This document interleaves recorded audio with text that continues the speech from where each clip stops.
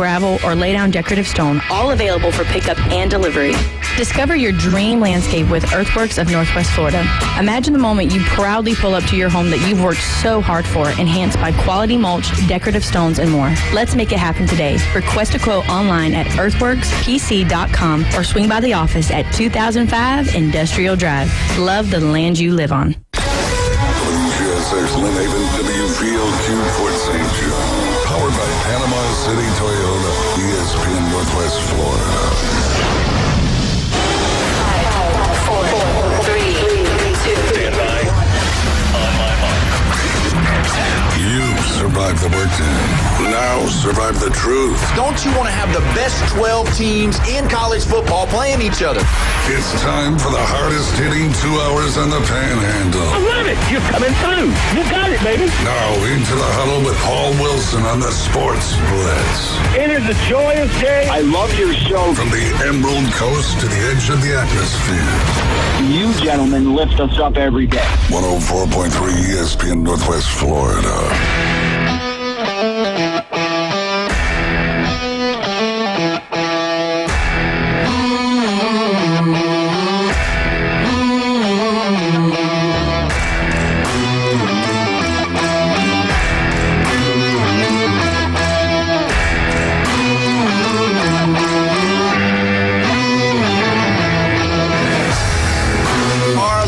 Right here at 104.3 ESPN Northwest Florida. It is 4 o'clock on this Thursday, and we're so glad that you joined here with us today. We're excited. There's so much to talk about, and I'm pumped up about it. Don't forget, if you want to be a part of the show, you can be 850-215-6290. Man, tonight, right after the show, don't forget the Orlando Magic and the Houston Rockets coverage starts right here at 6 o'clock on 104.3 ESPN Northwest Florida. Your spot for college basketball, but not tonight, baby. It is definitely the NBA, and we're excited about it. As always, on a Thursday, we got Stone Cold Brian Austin in the building from the Lone Star Bowl House. How are you doing today, my friend? Doing good. You are a little bit tired. Yeah, man. So for all of our radio listeners, he's got his crawfish shirt on. He's got his Texas Lone Star beer hat on. So he's ready to go. A lot of stuff going on over there at the Lone Star Bowl House. Packed out is one of the things that I can describe it as. Yeah. And the other thing is fantastic dining. So tell us a little bit about what's going on over there. For our radio listeners, he's got his crawfish shirt on. He's got his Texas Lone Star. I don't know what's going on, but we're having a little bit of technical difficulties. Ready to go. But I don't know what's happening. So. But is one of the things I guess we'll just take a pause for just a second. Somebody's phone connected to it? No. So tell us a little bit about what's going on over there. The radio. All right, now we're solved and ready to go. A little technical difficulty. Man, do I really sound like that, guys? But either way, as we were saying, awesome stuff going on. What's going on over there at the Lone Star? Crawfish, more crawfish, man. Prices dropped this week, so we dropped our prices. Cool. We're going to pretty much about try to double the output. Yeah. I don't know if that's possible. I did almost 800 pounds last Saturday, so realistically, what is the when you talk about prices dropping, what is the price? Like, give us an idea of what you got. So it went from 45 to 35 for 300. 10 pounds, $100 now. So. Okay, that's good. So say if I'm there by myself though, if I want to come in, 3 pounds is what you've got. 3 pounds. 3 pounds for $35. Yep. And what does that include? Corn and potatoes. Corn and potatoes. And we have now this week we got tamales, cheese raviolis, pot stickers, of course the mushrooms, green beans, all those other things. But yeah, if we can boil it, if we can throw it in a crawfish bowl, we're going to right now. Oh my gosh. So that's what I was going to ask you. So you just come up with these ideas to throw it in there and like, cause you said ravioli. Yeah. Like these are game changers. I just can't think of how that, like, it soaks up all the crawfish water. Yeah. You put them in there when it's not boiling anymore. It's just when your crawfish are soaking, so it soaks all that up, and then we'll put a little Cajun Viet butter on top of it, a little bit of the crawfish seasoning on top of that. So good. Really? Yeah. Wow. That sounds really good. I mean, I'm just thinking, well, I know that when we came over and we ate there, the eggs, the Cajun eggs, I mean, they were just so I got a lot of good. eggs now. So we can't keep those in. Yeah, I mean, everybody wants those. Yeah. And obviously, Jeffrey's here. We got him on cleaning duty because he spilled his drink. No, someone else knocked it over, but that's okay. But, Jeffrey always talks about the barbecue there, so you got all of that, plus you got the boil with the crawfish and all that. So, I mean, it's just fantastic. And let me ask you this. Do you see it starting to go down even more as the season gets kicked off? So it won't always be, because, $35 for a plate, that's pretty good, realistically, when you go out to eat somewhere for all the food you get. Yeah. So it will go down even more. Yeah, we get down to about $20 for 3 pounds by the end of the year. Oh, wow. That's going to be great. And the year doesn't end until when? June. July 4th, really. Yeah. We July 4th. normally go to then. Yeah. I mean, if I can get them till July 4th, I'm going to stick around. I go on vacation in July, but we always kind of wait for them to tell us there's no more crawfish. Before you go. Texas, yeah. So as far as the other stuff goes, what do you got coming up that's going to be like special nights, any kind of special things coming up? Tonight we got Boozy Bingo going on, which we do every Thursday night now. So, which is what? So you're playing bingo on the Jumbotron. You win liquor. Okay. So you win bottles of alcohol. You got 21 to play. Got to be 21. Yeah. We got live music coming up. It's not a huge sports weekend, really. Yeah.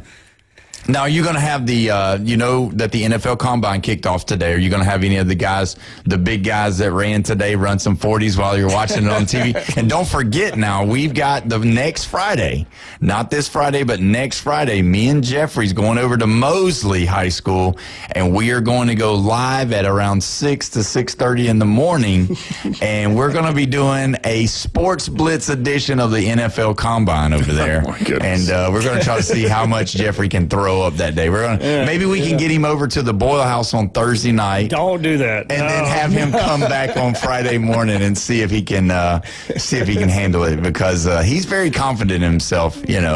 With what he thinks.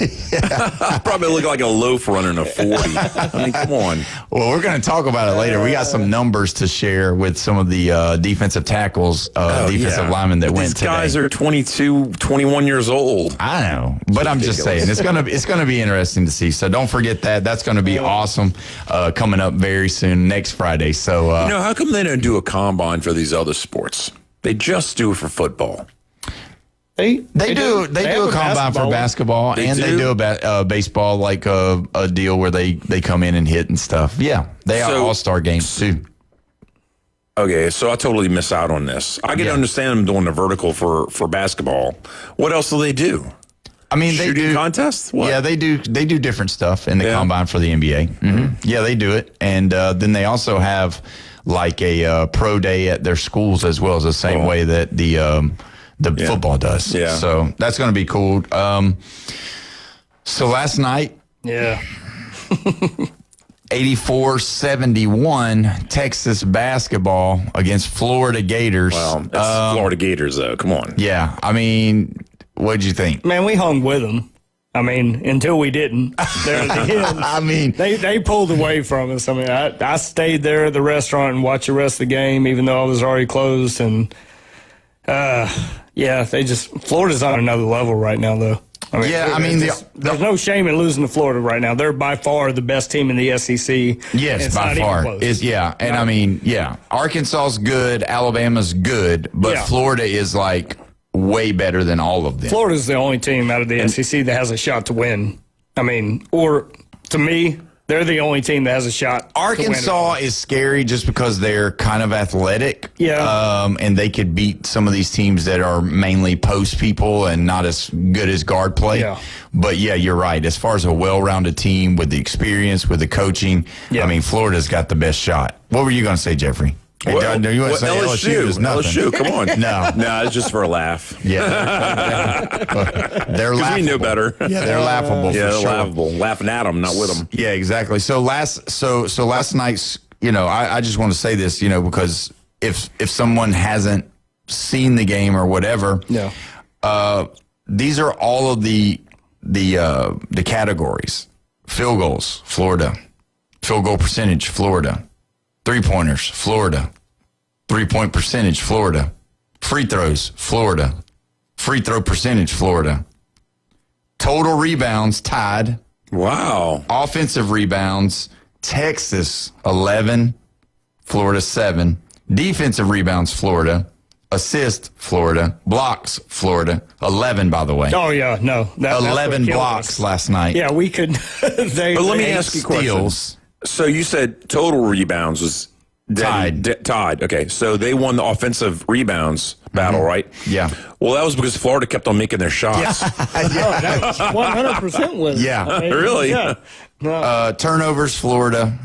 Points off of turnovers, Florida. Fast break points, Florida. Man. Points in the paint, Okay, we get the picture, Paul. Florida. Yeah. My God. Largest lead, Turnovers. Florida. Yeah. Turnovers? Personal fouls. Did we do turnovers? Texas had more fouls. Less fouls. I'm sorry, less fouls. 13. Oh, really? So out of all of the categories of the game last night, Texas led in 2, and that was offensive rebounds and personal fouls. They had the least amount. That's not really leading. No.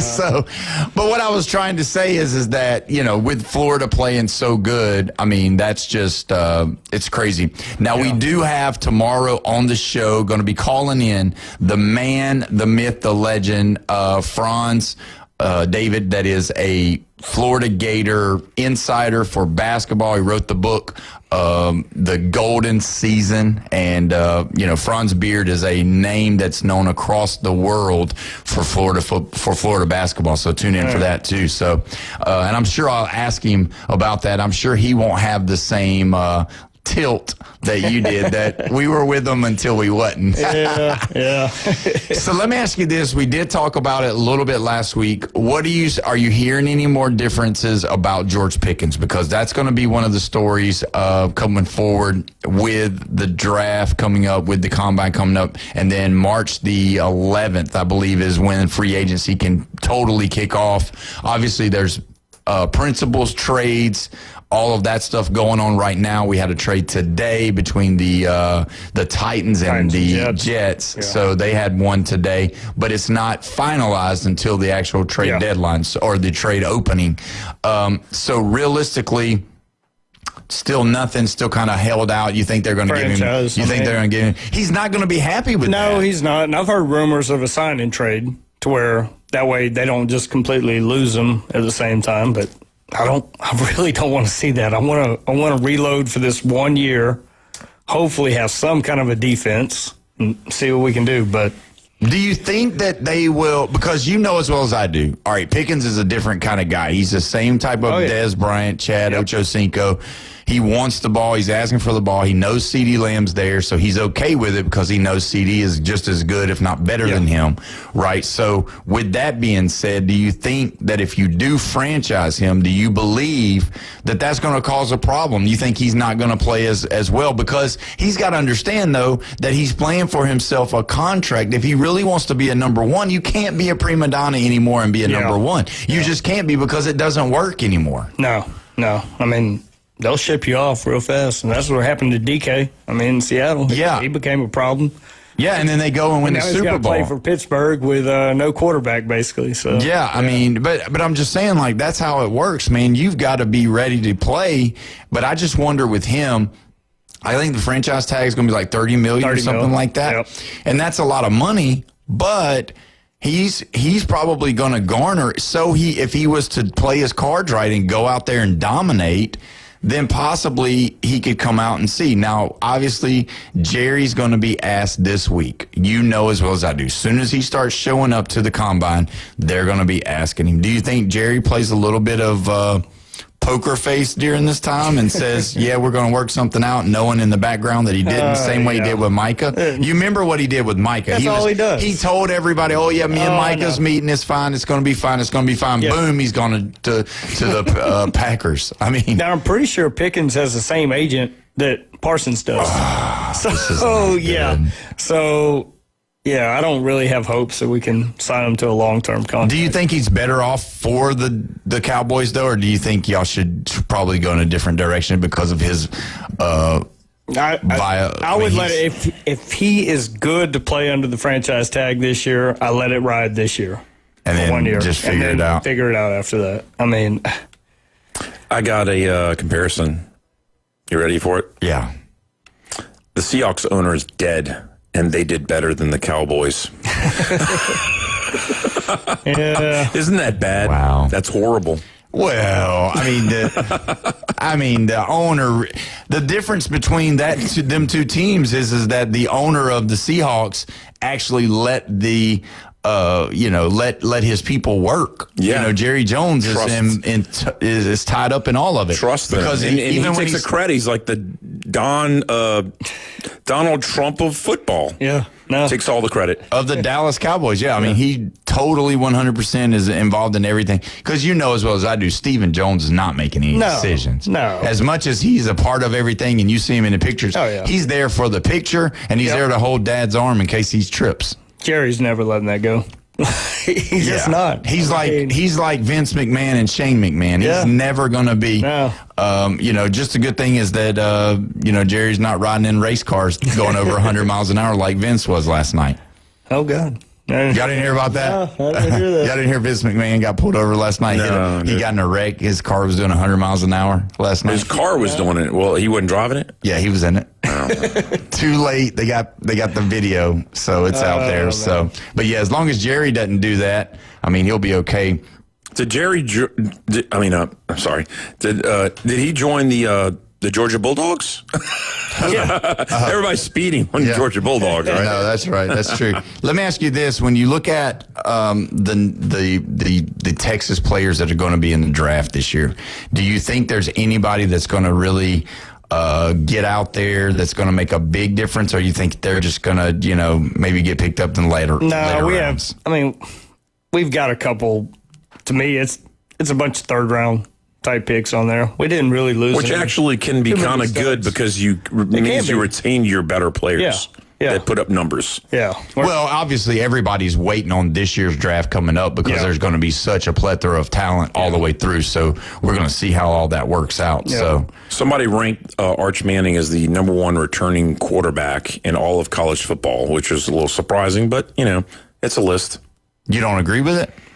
No, I don't agree with it. Who do you got number one? I mean, if you say Sam Levitt, you're going to have to leave the building. The problem is with that list, they were including players who were returning, but not returning to the same team, like Mensah, who went from Duke to Miami. And so he was number 3 on the list, which is very surprising. I think that was the two biggest shockers probably on the list. What do y'all think? Do y'all think the returning player that is staying with the same team is always going to be better? Oh, absolutely. But then that doesn't show up in championships necessarily. Yeah. What do you mean Mendoza just did it? No, Mendoza didn't play with Indiana I see what last you're saying. year. I see what you're saying. Like they transferred in the second year. Yeah. Boom. And that's the way the Heisman works too. There's more Heisman winners in the last transfers 10 years that's been, you know what I mean? And they just transferred to a better situation. Yes. I mean, with a new coach. Better. So with that being said, is it that you are smart enough to pick up what that coach is trying to do, or is it that they dumb it down, or they put in somewhat a similar situation? Because realistically, I mean, we've never seen where we are right now, so we don't have a lot of history to report on, because usually you'd have to sit out a year, so that means you can study the playbook for a year. Maybe there's an exceptional player on a team that doesn't have all the tools around him, and then he goes to another team, and then he has the tools around him, and he's had to struggle before, where then it makes his job easier because he goes somewhere else. And I'm not saying, Jaden Daniels, Arizona State, LSU. He's got more weapons around him. He succeeds. Mendoza. You saw the hit that the Hurricanes guy put on him when he was at Cal. Then he goes to Indiana, and he looks like he's a different person. Hit by the same guy. Yeah. Yeah. I mean, there was still some bad. I mean, he still made some bad throws in both of those games. I mean, when he was playing against that defense, the Miami defense was exceptionally. The Miami played good enough to win.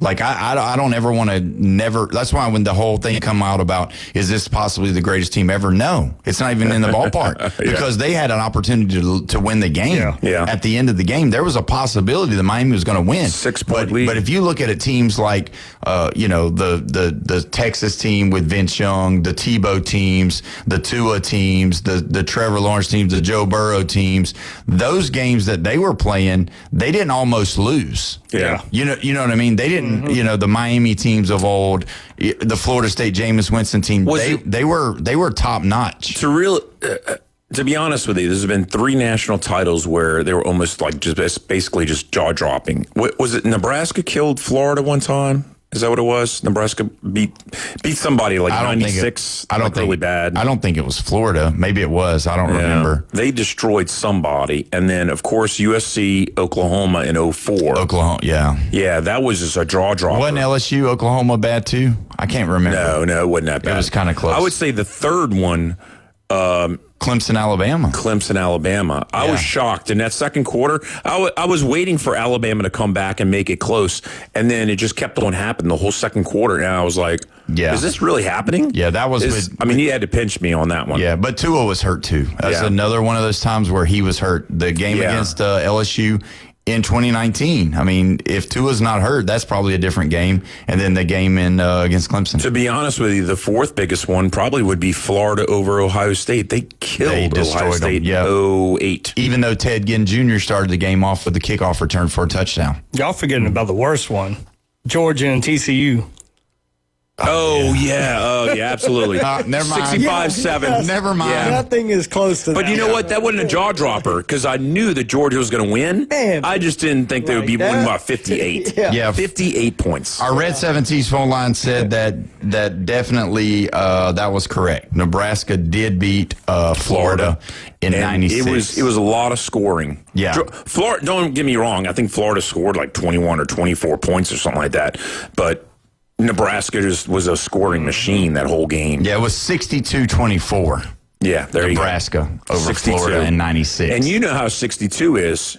Cowboys put it on the Bills at one time, and that was a third. Let's see, 93 season, I guess.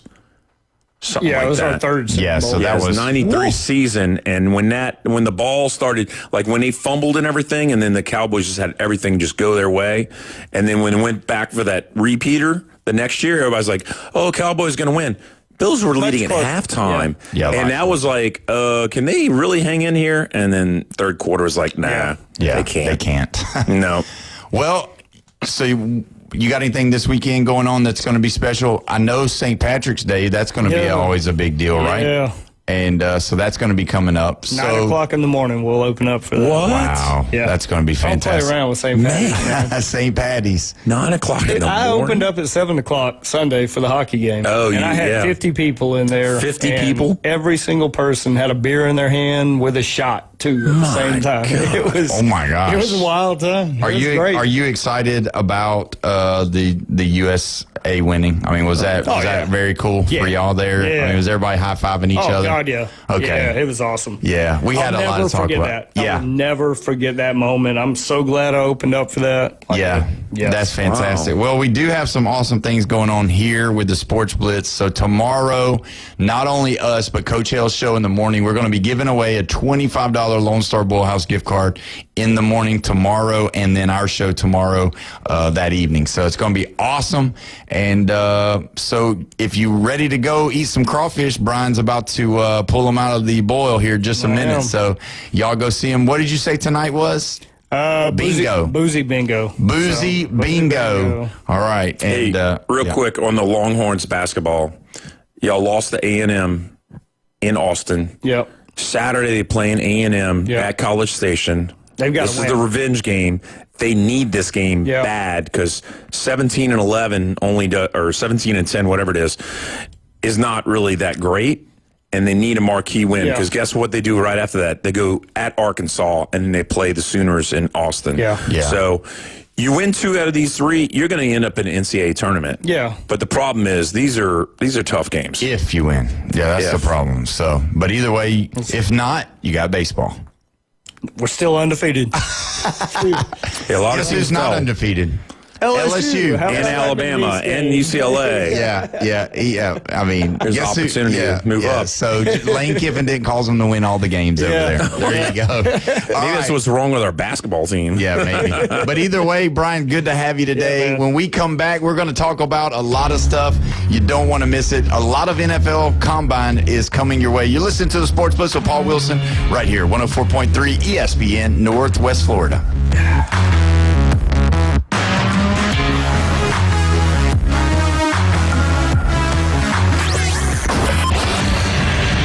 Call or text in now on the Red 7T studio line. 850-215-6290.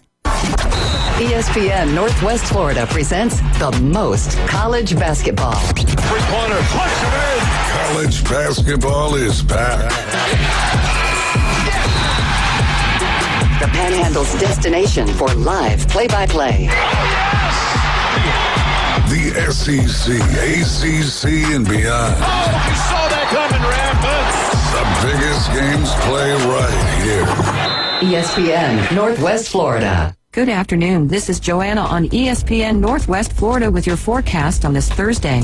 A variety of very light showers and slight fog the remainder of the day with a moderate breeze around 13 miles per hour out of the south and look for it to be 70.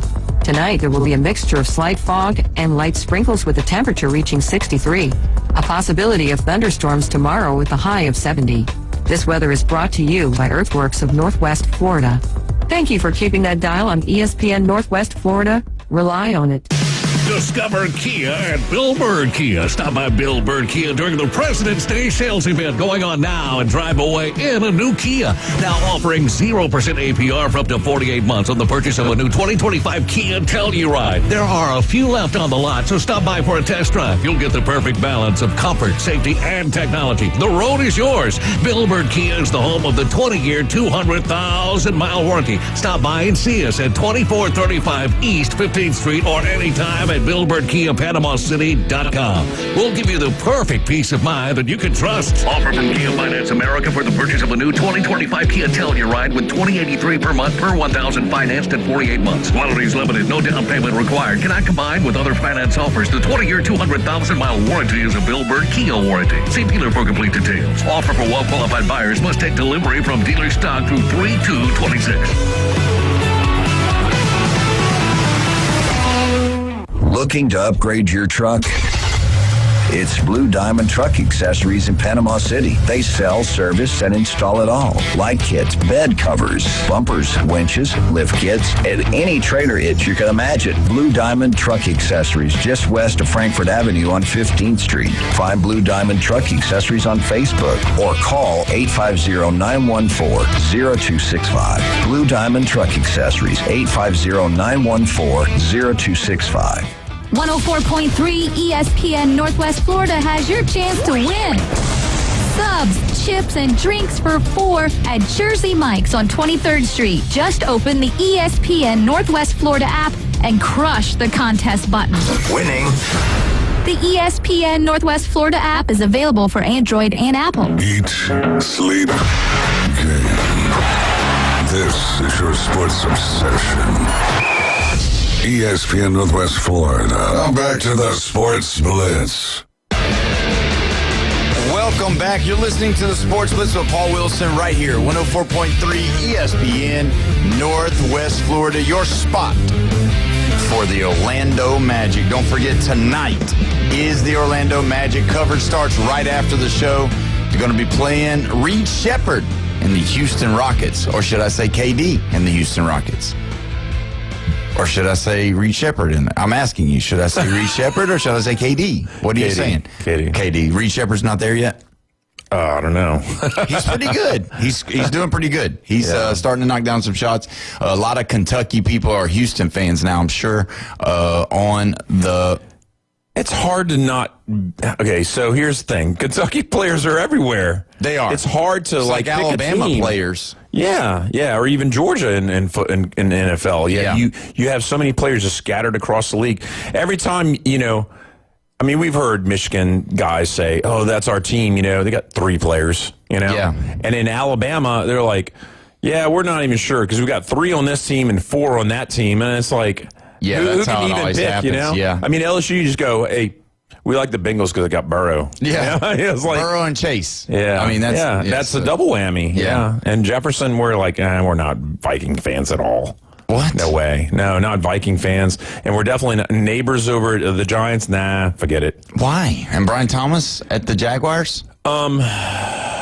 Yeah, I mean, I'm partial to the Jaguars, but it's still either Saints or Bengals, really. I'm not a full go on Sunshine and the Boys. But I like the Jaguars because we give away tickets. Yeah. And they're Closest a close team. So, I mean, they're a closer team. Are they closer? They're probably not closer than Atlanta. No, actually, probably like about 10, 15 minutes closer. Than Atlanta. Yeah, than Atlanta. Okay, so I don't have to be a Falcon fan. No, you definitely don't want to be that either. Yeah, I don't think so. Especially Kirk Cousins is going to be traded or released, actually, in about 5 days. Hey, just real quick, just to get heads on this. I had been living in Slidell, Louisiana and all that, and in the newspaper they printed up Ole Miss Slidell students named to the honor roll at Ole Miss, and my daughter made the newspaper in Slidell, Louisiana, for being on the Chancellor's honor roll at Ole Miss. Wow, that's fantastic. Yeah, that is pretty cool. What's her name? Say her name. Reese Simpson, and she it's not only the Chancellor's honor roll, but she's in pharmacy school. She's not even doing the undergrad. This is pretty much it's the pharmacy school is what it is. So she's going to be a pharmacist. Yeah. Right? Well, you can do many things. You don't have to just be like in a drug pharmacy store, whatever, just dispensing drugs. She's going to be doing something a little different from that. So the staff here at ESPN Northwest Florida is currently hiring a staff pharmacist. I dispense it. Yeah, it's an ESPN dispensary. That's not true. Have you seen the morning show? Have you seen those guys? I haven't. Oh, man. Oh, wow. Listen, so let me ask you this. If we need a prescription, we can call her after she's graduated. Yeah, if she's graduated. Awesome. Sounds good. Deal. Probably, yeah. Deal. We got that on tape. So congratulations to Reese Simpson. I don't know. Does she even listen? I'm not sure how much she listens, but she has listened in the past. Okay, well, congratulations on making the Chancellor's List. And then the second question is, they got newspapers in Louisiana still? They still do, even in smaller towns. Wow. No, you want to hear a shocker? Jeff, that was Jeff's first job, guaranteed, throwing newspapers. Let me tell you, like 113 years ago, they stopped. 113 years ago. No, listen to this, is crazy. Gosh. They stopped printing newspapers in French in New Orleans. You would think it down in the Bayou country, you get some newspapers in French and all that. But all the way through the 1800s up to like 1913, they were printing newspapers in French in New Orleans. Wow. That's wild. Yeah, that's the French Quarter. That's why they call it that. Well, yeah. There you go. So a little history lesson for Jeff. I got lots of history lessons. I would not. Well, let's not get into it. We're not going there today. Maybe another day off the air. But either way, last night, let's talk about it. We went to the Gulf Coast State Commodore basketball game. What an exciting atmosphere. I'm telling you guys, if you want to see some great basketball, if you want to see exciting basketball, Jeffrey, this was his first time to go. I kept telling him, you need to come watch these guys. They're fantastic. It's fun. Give us your experience. Just tell us about it. Tell us how you felt, tell about the game, all of that kind of stuff. I want to get your, honest opinion about all of it. Okay, the good and the bad. I'll just give it all to you. Now, there were a couple of universities there that were scouting. Yeah, so I'll tell you who they were. They were Arkansas State, TCU, Louisiana Tech, and Southeastern Louisiana. Yeah. So there you go. So they were there because the way it works is these guys are all junior college. They only can play 2 years. So once you play 1 year, you're eligible to go. And so that's the deal. So they're there for not only the sophomores, but they're there for the freshmen as well, or they're just watching to see whoever is going to go. So you got Gulf Coast has got Trent Lincoln. We've had him on the show. We're going to have him again. That's 0. Number 0. He has already signed, committed to play for TCU. Yeah. So he will be in the Big 12 Which is next big year. time. That's big time and the basketball. Big 12 is doing great this year. Yeah, that's fantastic basketball. So, so he'll be doing that. Some of the other guys have got an opportunity to play Division I basketball as well. And I'm telling you, the sky's the limit over there. So anyway, go ahead with your critique. And Northwest Florida had number 24. He was shooting really, really well. Yeah. He didn't get as many minutes. I believe he was probably dealing with an injury. He kept on grabbing his quad. Yeah. Yeah. But anyway. After he shot that air ball, though, he never hit another shot. Yeah. Well. So there you go. But that defense was on him for the Commodores. Yeah. The defense played great for the Commodores. Jumped out to a 12-2 lead. Yeah. That was very surprising. And they had 10-point leads at 14-4 and 24-14. And then, right around halftime, the lead got a little smaller, and then right in the beginning of the second half, man, they jumped up, and they only had the lead for like 2 minutes. Yeah. They got up to a 5-point lead, Northwest Florida did, and that was shocking that they just came roaring right back. The Commodores just well, they hit some shots and got some stops, and that was the biggest thing as far as that goes. Now, yeah, go ahead. Number 1 was he hit a couple of threes. Yeah. Yeah, that was really good. The atmosphere was electric. They played dance music. Little kids were dancing and everything. Yeah, Jeffrey was dancing, just so you know. Just talking about little kids dancing. He was moving in. He was singing songs. I mean, they had the Will Smith Fresh Prince of Bel-Air song that he was just, and he was jiggy with it. Yeah, he was coming out of his seat. Was he on the kiss cam, too? Yeah, but the problem was he was sitting by me, so no, he wasn't. So you go there and have a great time. Yeah. Now, let me ask you this question about it. How surprised were you, because we had talked about it, how surprised were you of how physical this game is now, what we're talking about with college basketball? It was like rugby more than anything. Because, they were driving the ball, let's be honest. Yeah. 80-something% of the drives were just them driving straight through the lane to the hoop, them not calling 90% of the fouls. There was no hand-checking calling. I mean, they wrapped their arms around them. They held them. They would push off almost every time. You have to. With the way they allow them to play defense, the offensive player has to push off. They have to get that elbow out there, or else they're just going to rip you. They're going to rip the ball from you. Yeah, so I'm not saying it's a reaction, because they just seem like everybody was just comfortable with it. Yeah. And the refs swallowed their whistle a lot. Yeah.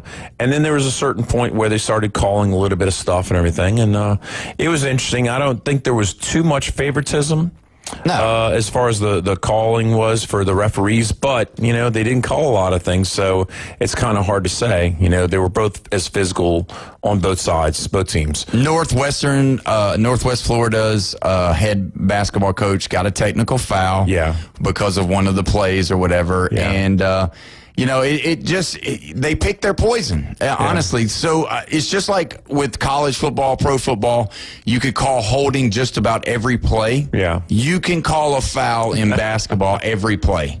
If they go down, if there's any driving to the basket, there's going to be a foul, a touch, a hold, a grab, a push off. Somebody's doing something. But overall, I mean, it was a really fun experience. It was. I brought my family. My son got to come. My wife got to come.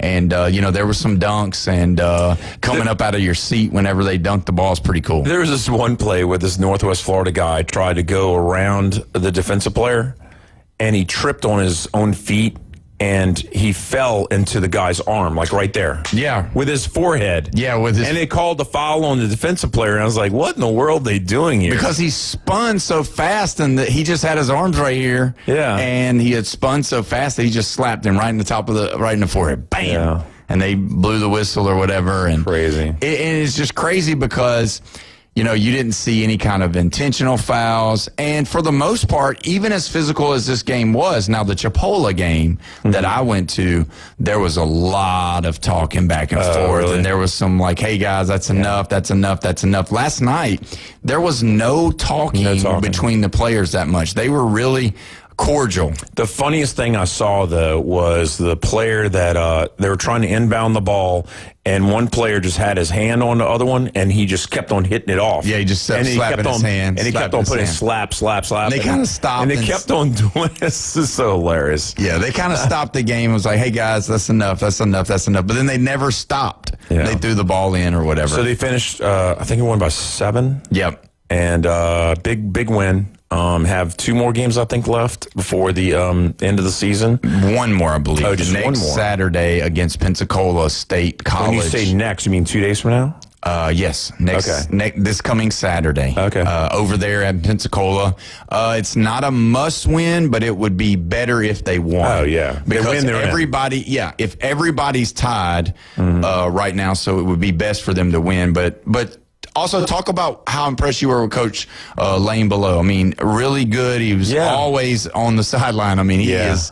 I mean, he probably. How many steps do you think he gets in? Oh my God! I mean, because he paces and he paces and he paces and he paces. I mean, the whole game. Probably 1,000 steps. Maybe we can get him to keep up with it. Maybe we can give him a watch. He kept his cool a little bit better than the Northwest Florida coach. Yeah, he seemed not to really complain that much. Yeah. And that's been his MO. He doesn't get very many technical fouls. I don't know how they did not call a technical or anything on the Northwest Florida player who got right up in his face.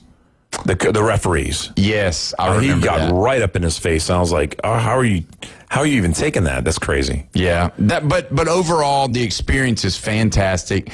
Obviously, they're about to be done with the regular season. They're going to be in the playoffs. They're going to be playing over in Niceville, Northwest Florida's home court for the tournament, so to speak. Okay. But next year, they're going to be very good. They got a lot of freshmen. Only 3 sophomores leaving. There's some great talent coming on. You know how it works. They're going to get some transfers in, and they're going to be fantastic over there. So it's definitely a thing to go watch. Take the kids. It's fun. It's upbeat. They play games. They do stuff for the family and have just an awesome time. I'm trying to remember. It was 3 cities. It was one guy, the 3 sophomores. One guy was from Queens. Yep. One guy was from Milwaukee, Wisconsin. And then Trent was from Detroit. Baltimore. That's it. Yeah. So all 3 guys from up north. Yeah, so it was really good. It was fantastic. Great play, physical play. It made you really just like, man, this is something else. I mean, even, my wife was like, man, they just go straight to the basket with them hanging all over them. And sometimes they call it and sometimes they don't. Yeah. So it was pretty good. They shot good on the threes. I was a little disappointed with some throws. It's not even shots. It's more like just throws. No, they're just like putting it up by the basket. I hope it goes in. Floaters. And I was like, wow, this is kind of wild. A lot of floaters. Can I ask you a question about recruiting? Jeff was mentioning some of these players are from, all over the country. So how does a division school like Gulf Coast recruit somebody out in Queens? I mean, I have this vision of some kid playing in a New York City park, where the basketball is legendary. How does someone like that wind up here? So the way that it works is realistically, this area is known for junior college basketball at a high level. And so this specific area is known for that. So it's known nationwide. If you want to come and play a year or 2, get your feet wet, learn how to play the college game, a lot of these kids go off to higher Division I's. And so what happens is a lot of these kids that are playing at high school level, they're not getting the looks. They may have a NAIA school or Division II school or an FCS school, and it's a little bit harder to get recognized in those because you're playing at a 4-year school, so there might be a junior or a senior that's playing your position that's ahead of you. And so what happens is you come in and you can start right out the gate as being a freshman because there's only a freshman and sophomores. And so what they do is they come to the best conference, which is our conference here in Northwest Florida, which is crazy to me, but it is. And so that's how they can get all the good recruits that can't. Maybe it's grades. Maybe it's, they need you to get, a little heavier, a little more experience, and then boom, they're off. Because like I said, there was 4 different Division I programs there last night recruiting kids off of both teams. So it's just really a pipeline because this is just a steady flow of talent going across the country, coming here, and then they're scattered abroad from Gulf Coast, from Chipola. I mean, all of these schools. So that's cool. and that's the thing. We've got some of the best kept basketball right here in the Panhandle that you can come and watch and experience, because some of the top teams in the country, junior colleges, that are going to have like kids that go out, just like Trent Lincoln. He was recruited by Kansas. And so, that's the deal. And then he signed with TCU, which is a Pac-12 school. TCU's on TV all the time. So, that's the deal. So, really good basketball, and I was excited to be a part of it. So, either way, we'll probably get Coach Below back on before the season is over. Definitely, but after the tournament, to see if they go to the national tournament, which is going to be fantastic. So, either way, we're going to take our next break. When we come back, we're going to be discussing a little bit more of this college basketball season and some football. You're listening to the Sports Blitz with Paul Wilson right here, 104.3 ESPN, Northwest Florida.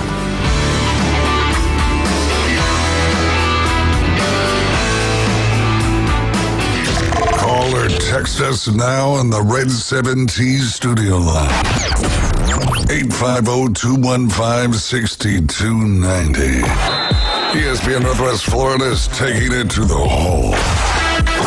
Your home for the most live college basketball in the Gulf Coast. The ACC, SEC, and the biggest games in the country. Plus the official station of March Madness. The Panhandle's destination for live play-by-play. Hear every slam dunk in ultra-high fidelity right here. ESPN, Northwest Florida. PCB Hobby, the beach's premier hobby store for sports cards, comics, coins, and trading card games. PCB Hobby carries the largest selection of boxes and packs from the latest releases of brands like Topps, Panini, Leaf, and more. Looking for a specific player or team? PCB Hobby has a wide assortment of raw and graded cards. They carry parallel rookie, game used, and autographed cards in both modern and vintage. Have a collection you want to sell? We buy, sell, and trade. PCB Hobby on Back Beach Road, just east of Florida Linen. Call 850-320-8388. Got a scratch, dent, or full-blown wreck?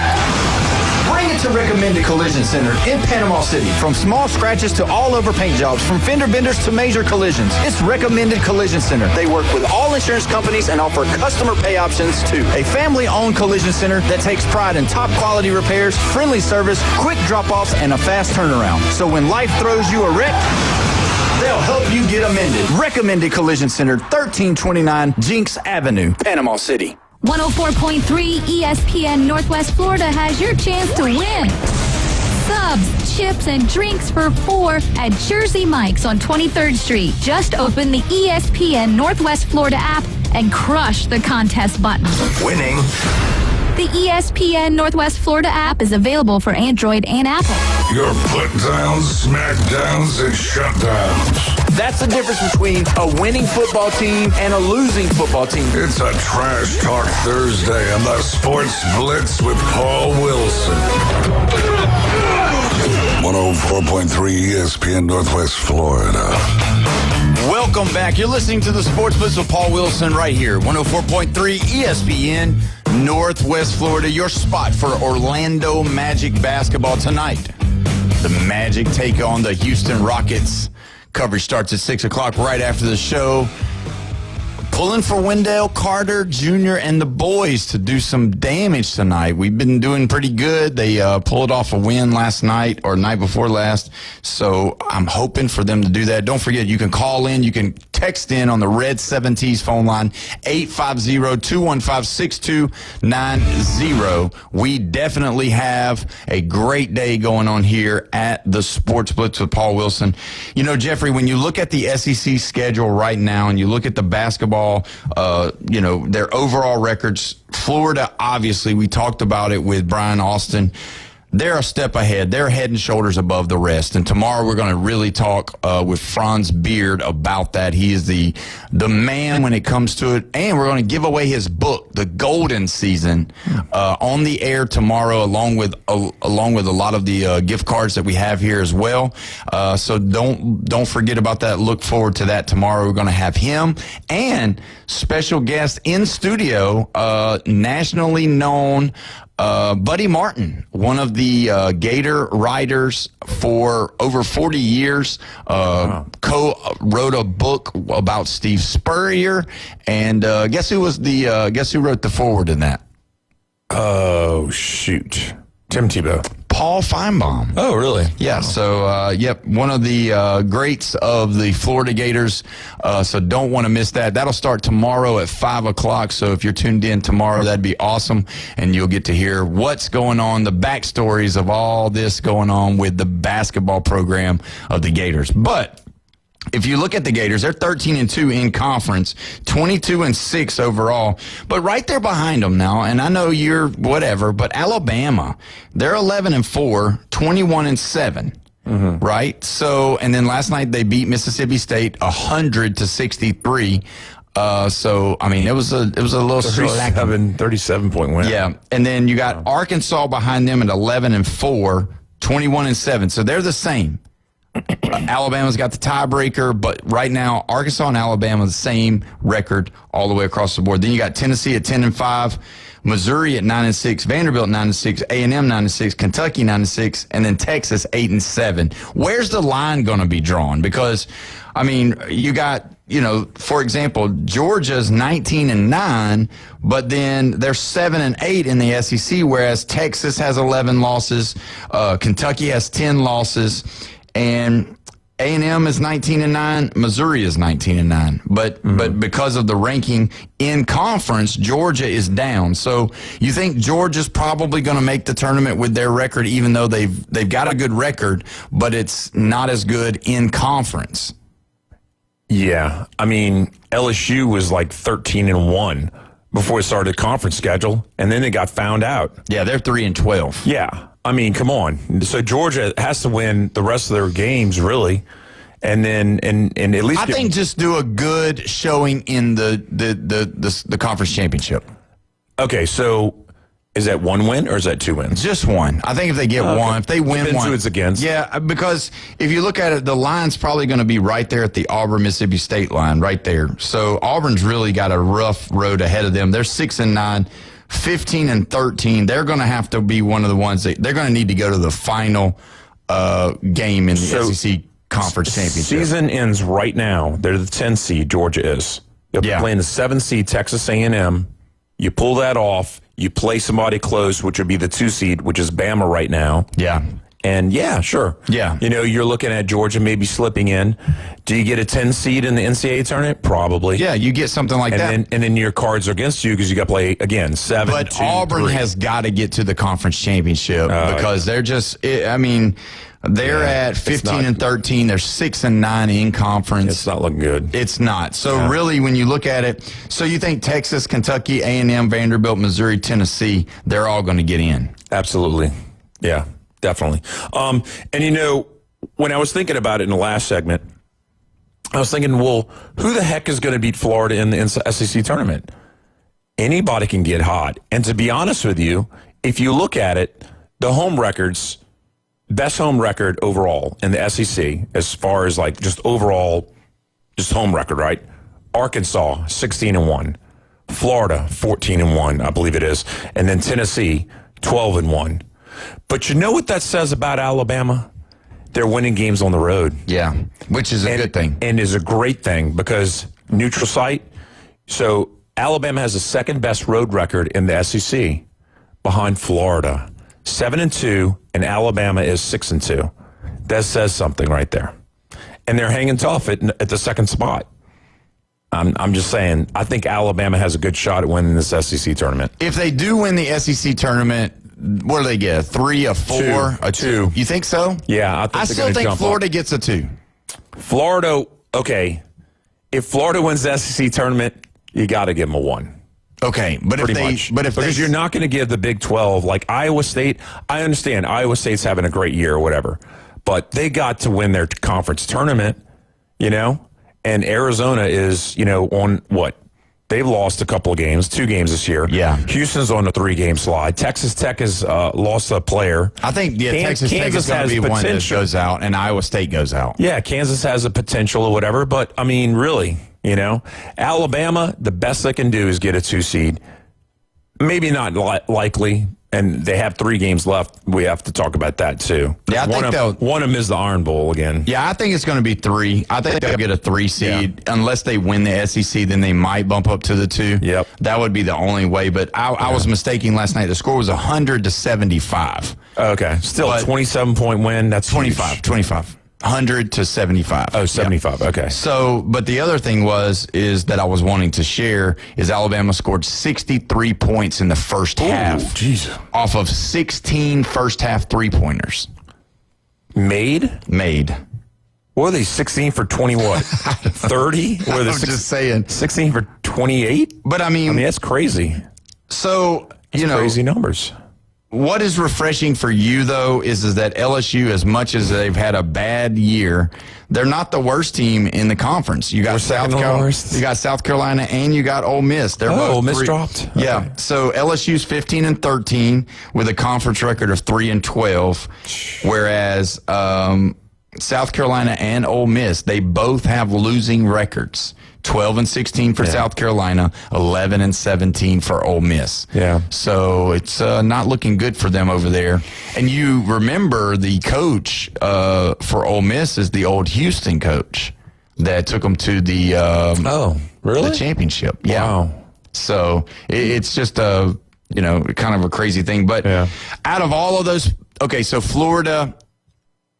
Do you think Arkansas has a shot to maybe get to that Elite 8 with John Calipari leading the way and having Acuff? Yeah. Acuff is as good as anybody in the country as far as being a one-on-one type player. It's not just your bracket and your region and everything, but it's also who can get hot. We've seen teams get hot, and Arkansas has that potential. Do you think Alabama is going to get penalized by the NCAA, and do you think they're going to eventually get a bad seeding? You think they're going to get on the side of Arizona or Michigan and Duke or something? No, I'm hoping it's going to be completely fair. Everything will be balanced throughout the regions and all that, but that's a dream. If you had one team to pick right now as your team without, obviously we don't have the bracket yet. We are going to do the brackets at the Lone Star Boil House. We're going to put it together here in the next couple of weeks, and we're going to have a fill-out party over at the Lone Star Boil House where you can fill out your bracket, turn it in, and we're going to come up with a really good, huge prize pack for that winner.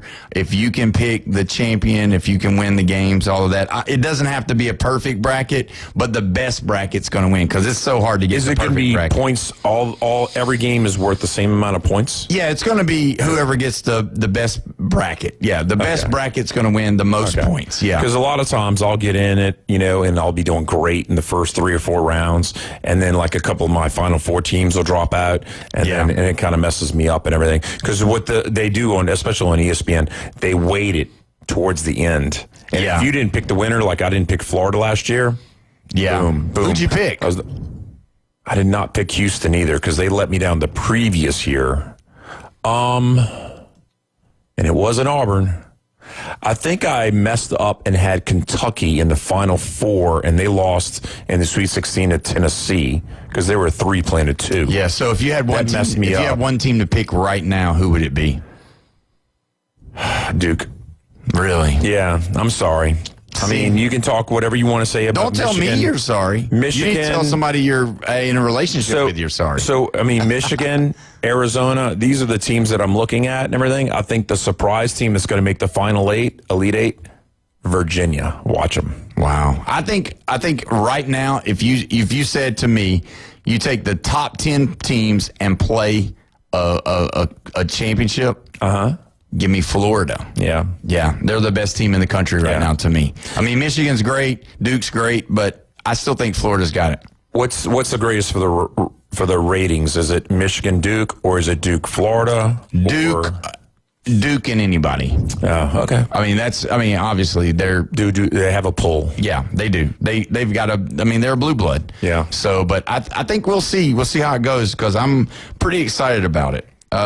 Especially tomorrow. I'm going to find out a lot about this Florida Gator team. So 3 games left for almost everybody in college basketball. Miami of Ohio has 3 games left. Wow. Still undefeated, right? Still undefeated, playing at Western Michigan, and then they have Ohio at home. Or is it Toledo? No, I think it might be, Toledo at home and then at Ohio. Either way, we're going to go ahead and take our next break because you don't know who they're playing. Either way, you've been listening to the Sports Blitz with Paul Wilson right here, 104.3 ESPN, Northwest Florida.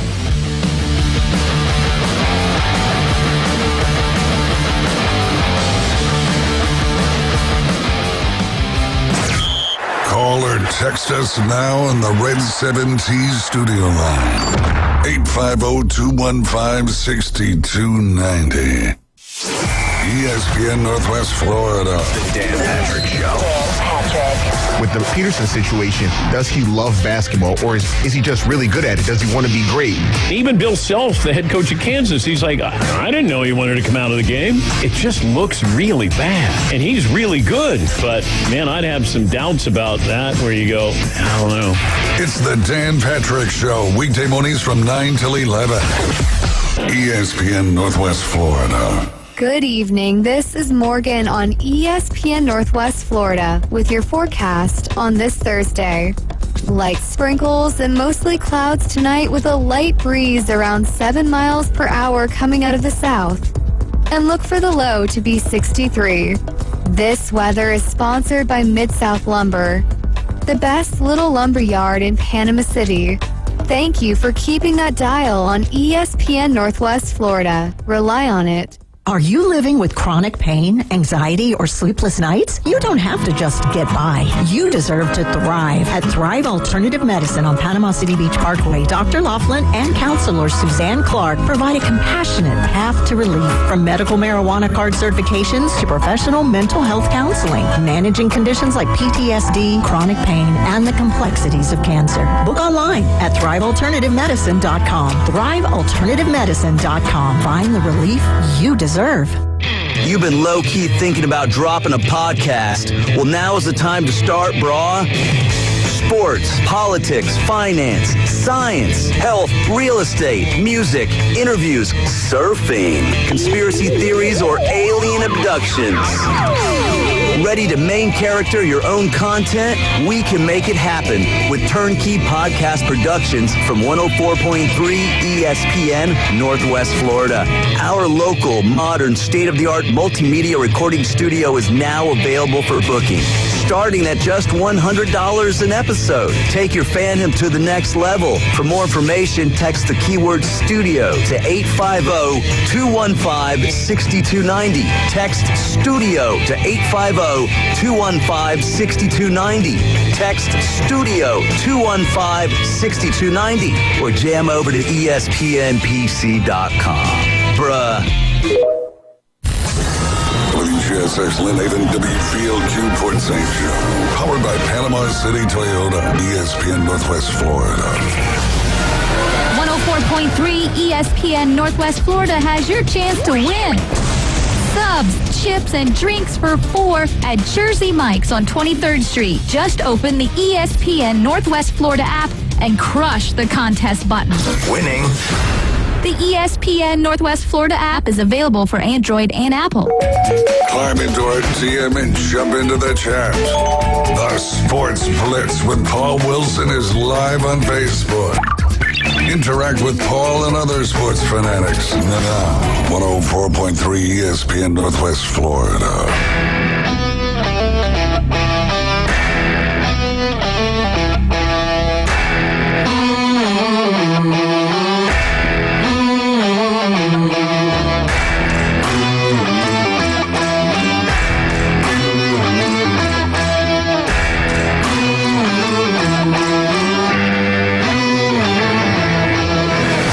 It's 5 o'clock, and you're locked in to the Sports Blitz with Paul Wilson right here, 104.3 ESPN Northwest Florida. You made it to Thursday, baby.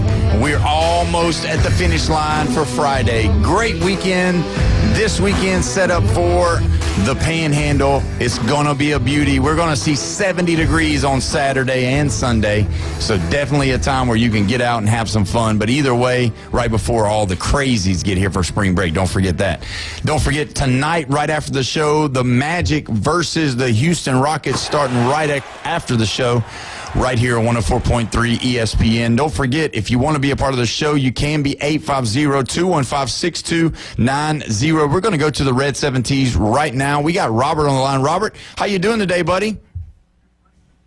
Dude, if I was any better, there'd be two of me. That's what I'm talking about. Oh, man, that's what I'm talking about. This weather's starting to turn. We're about to get some sun. It's going to be a great weekend. It's going to be a beach weekend for me. Whoop, whoop. Let's go. All right, boys, I got a couple of questions. I got a question, and then I'm on this bracketing for the NCAA. Yeah. We talked a little bit about the Alabama thing the other day. I disagree with Jeff. I think they should be penalized. Those games that kid played, they should be forfeited. I'm sorry. Mm-hmm. You were a G League player and come back to school. That's just not right. We can't do that. That'd be like Peyton Manning coming back to Tennessee for a 6th year. Yeah. What's wrong with that? My mom. Yeah. What's wrong with that exactly? But my mom went to UT and my dad went to Duke, so I'm a big UT football fan and I'm a big Duke basketball fan. Duke, I'm telling you, y'all better watch them. On a neutral court, I will pit Duke up against anybody, anytime, anywhere. It don't matter. And that's the thing about the NCAA tournament. It's all neutral sites. But the thing that scares me about Duke is, as well as I do, in the NCAA tournament, you got to have guard play, and Duke does not have strong guard play. They struggle there, I think. And then Michigan, I think Michigan's going to be a number 1 seed. Probably Arizona in the West, and maybe Houston can slip in there. I don't know, but they're on a downslide too. And that's the thing about basketball. The parity this year is just freaking awesome. Yeah. I really do hate the NIL because I think it's hurting basketball more than it hurts football. These kids, they need a couple of years in college before they go pro. Look at the boy last year from Duke, the number 1 player in the nation. I can't remember. Yeah, Cooper I'm Flag. having a brain fart here. Yeah, Cooper, he's averaging like 11.5 points a game and not a whole bunch of minutes. But, I'm telling y'all, Duke on that neutral floor, they're dangerous. And Shire, I don't care what anybody says about him, he is the next Coach K, I promise you. If you'll stand back and watch the man, he is the next Coach K. They can play basketball. They can play defense. They can score down in the paint. If Boozer's on, if Cam's on, the 3-point range, it's over with. But as far as their guard play, I think they're screwed with their guard play. So, and they got to stay out of foul trouble. I think he goes 7 deep or something like that. Yeah. And I meant to find you last night because I went and watched the Gulf Coast. That was one heck of a ball game. I really enjoyed myself, and not expensive. It wasn't as bad as I thought it'd be. No. It definitely is. Guys, it's a fantastic game for sure. Let me say this, though, before you get off. You're exactly right, and that's the whole point behind me not picking Duke right now is because of the guard play. I know that they're shaky, but you've got teams like Michigan, you got teams like Florida that their paint defense is so good. That's why I'm like, man, Duke would have to really light it up from the outside. If you remember, that's what Houston was doing. That's the whole reason why they, made their run was because of the guard play being able to shoot the ball. So I think you're right. I think you're right on to it. And for me, I'm thinking, Duke they'll get there because they've got the players and they'll hit some shots and they'll be able to, pound the ball in the paint. But if they do face one of these other teams, maybe in the Elite Eight or even in the Final Four, that's where they're going to really have to step up. Yes, sir. And then, guys, I cannot tell y'all how much I appreciate y'all. I didn't know y'all had a morning show. Yeah, they do. Okay. Same channel and everything? What time they start? Yeah, they come on at 7. Okay, cool. I'll have to start listening in the morning, man. But, guys, I appreciate y'all. Y'all do a hell of a job. God bless you. Have a good weekend. I love y'all and love on you people. Oh, yeah. Thank you so much, Robert. We appreciate the call, buddy. But he's right. I mean, that's the thing. Duke, Shire's doing a great job. I mean, to follow a legend like Coach K, it's so hard. I'm shocked that it's happening like this. I mean, yeah, to be ranked number 1 right here before the conference championships, that's saying something, because that's some good basketball. Obviously, Duke has not lost its savor for the kids to come that are the number 1, the players that are, nationally ranked. They're still coming to Duke. They still want to come play there. Yeah. And, that's what usually happens. There's a fall off. You've seen it with Alabama with Kalen DeBoer. They've fallen off. They're not leading anymore. But Duke has stayed the course. They've stayed exactly where they were. And they get players from different states. Yeah. I mean, yeah. So I don't know if you think about it like this, but Coach K was cut from the same cloth that Bobby Knight was, because they're both from Army, strong on discipline. They're hard on their players. Yeah. They make them work and work hard. To follow that is really, really, really hard. And Indiana, where they would get their players from that area, Duke's getting them from all over the place. I mean, Cooper Flagg was from Maine. Yeah. And I mean, all the players back in the days, they were all from all over the place. They aren't just from North Carolina. And that's the thing. Like, so it's kind of like anything else. You can't be somebody else. You've got to be who you are.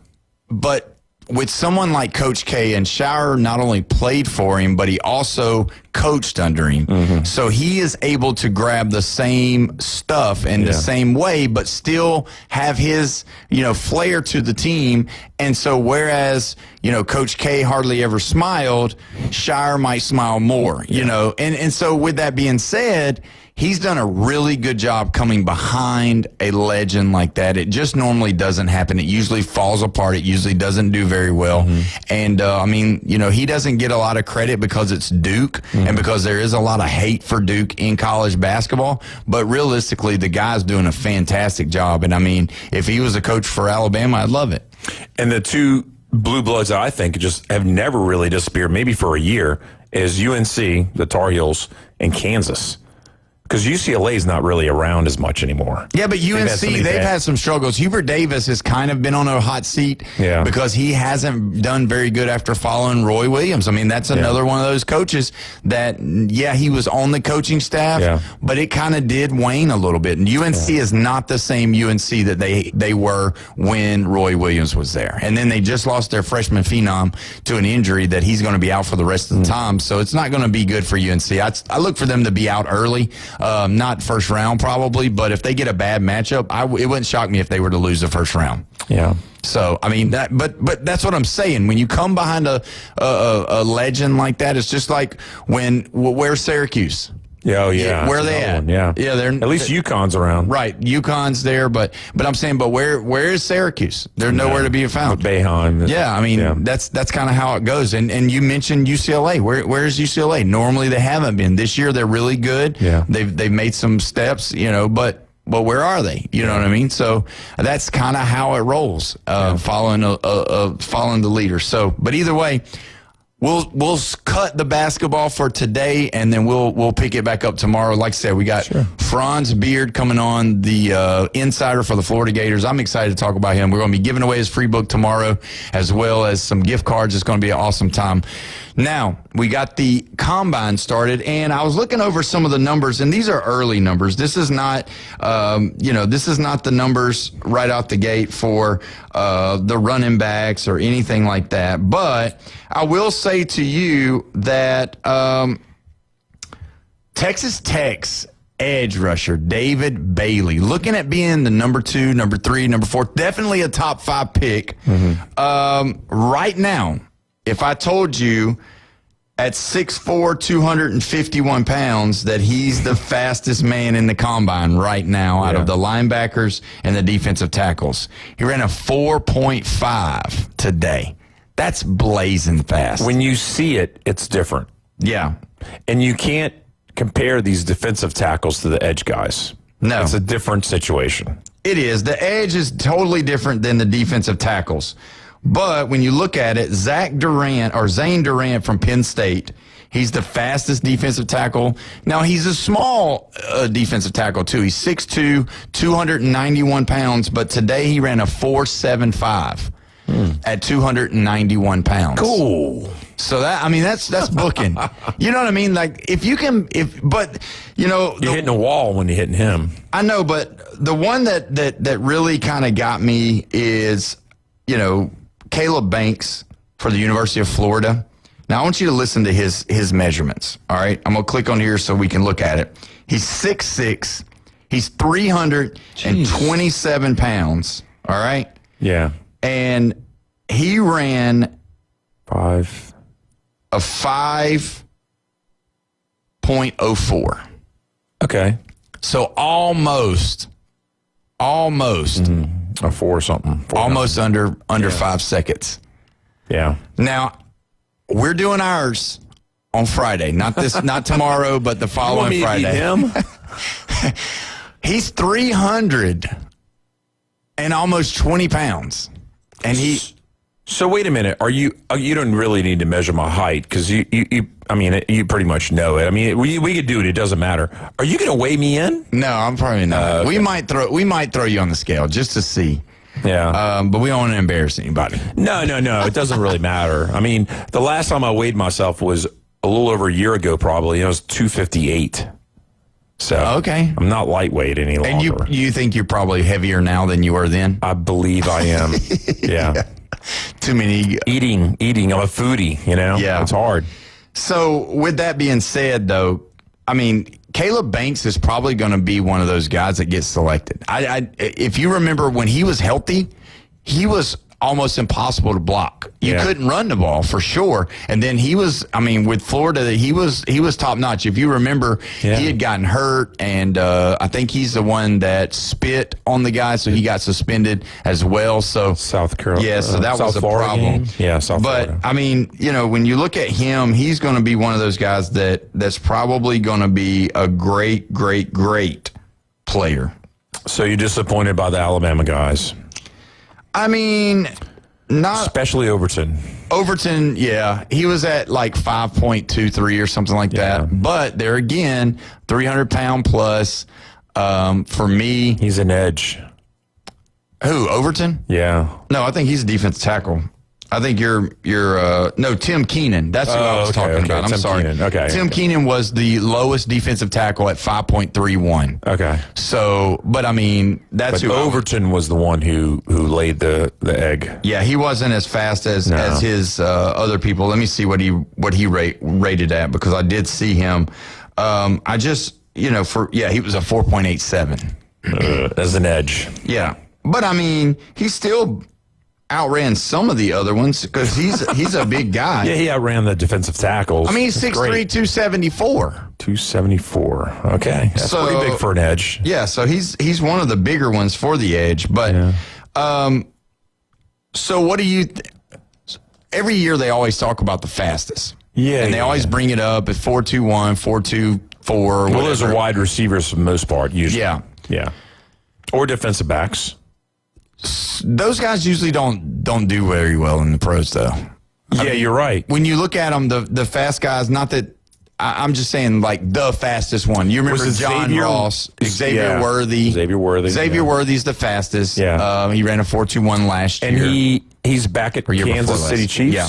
And they were still talking about him before this last year, and they were like, Worthy, blah, blah, blah, blah, blah. It's like he hadn't done anything up to this point, and you think he's still going to do something? No, he laid another egg this year. He had a decent season going, but then he got hurt, and then they had trouble with Rashid Rice getting in trouble outside of football. Yeah. So then they didn't really have any other targets. So realistically, they were able to get the double team on him. And then obviously Travis Kelce has pulled back. And then Patrick Mahomes hurt, all of that. So, if speed was really what it was, Usain Bolt would be playing football somewhere. No.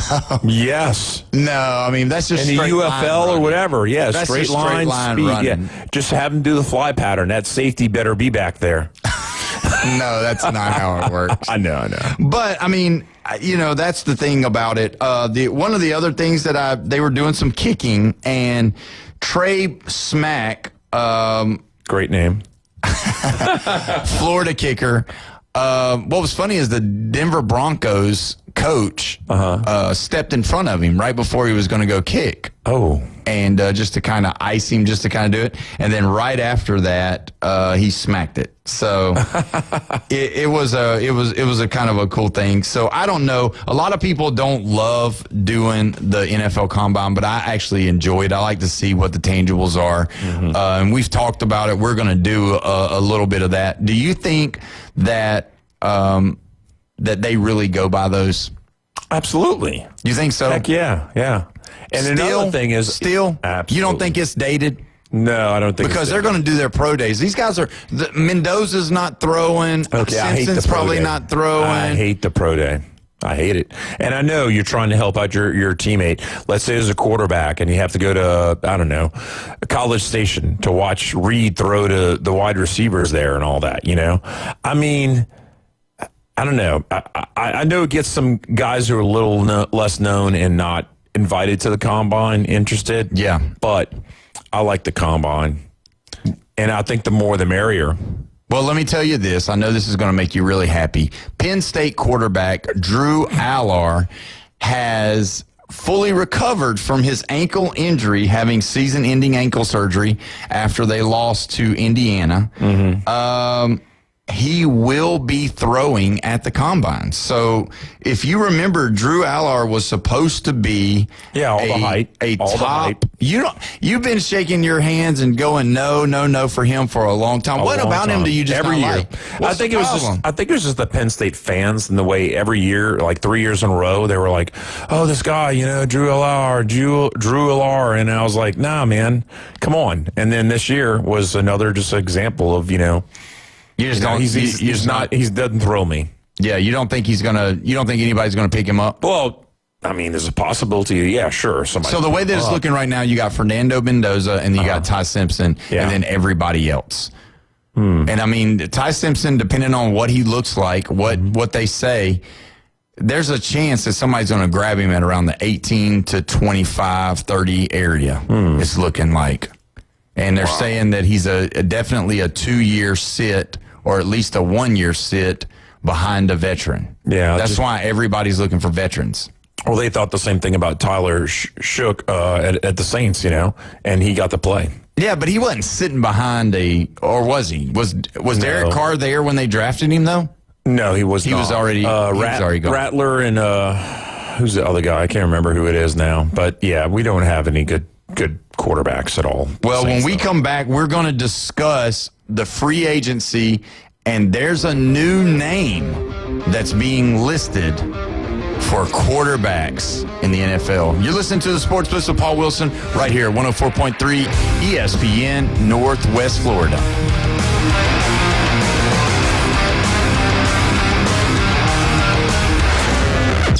The Red 70s studio line is now open.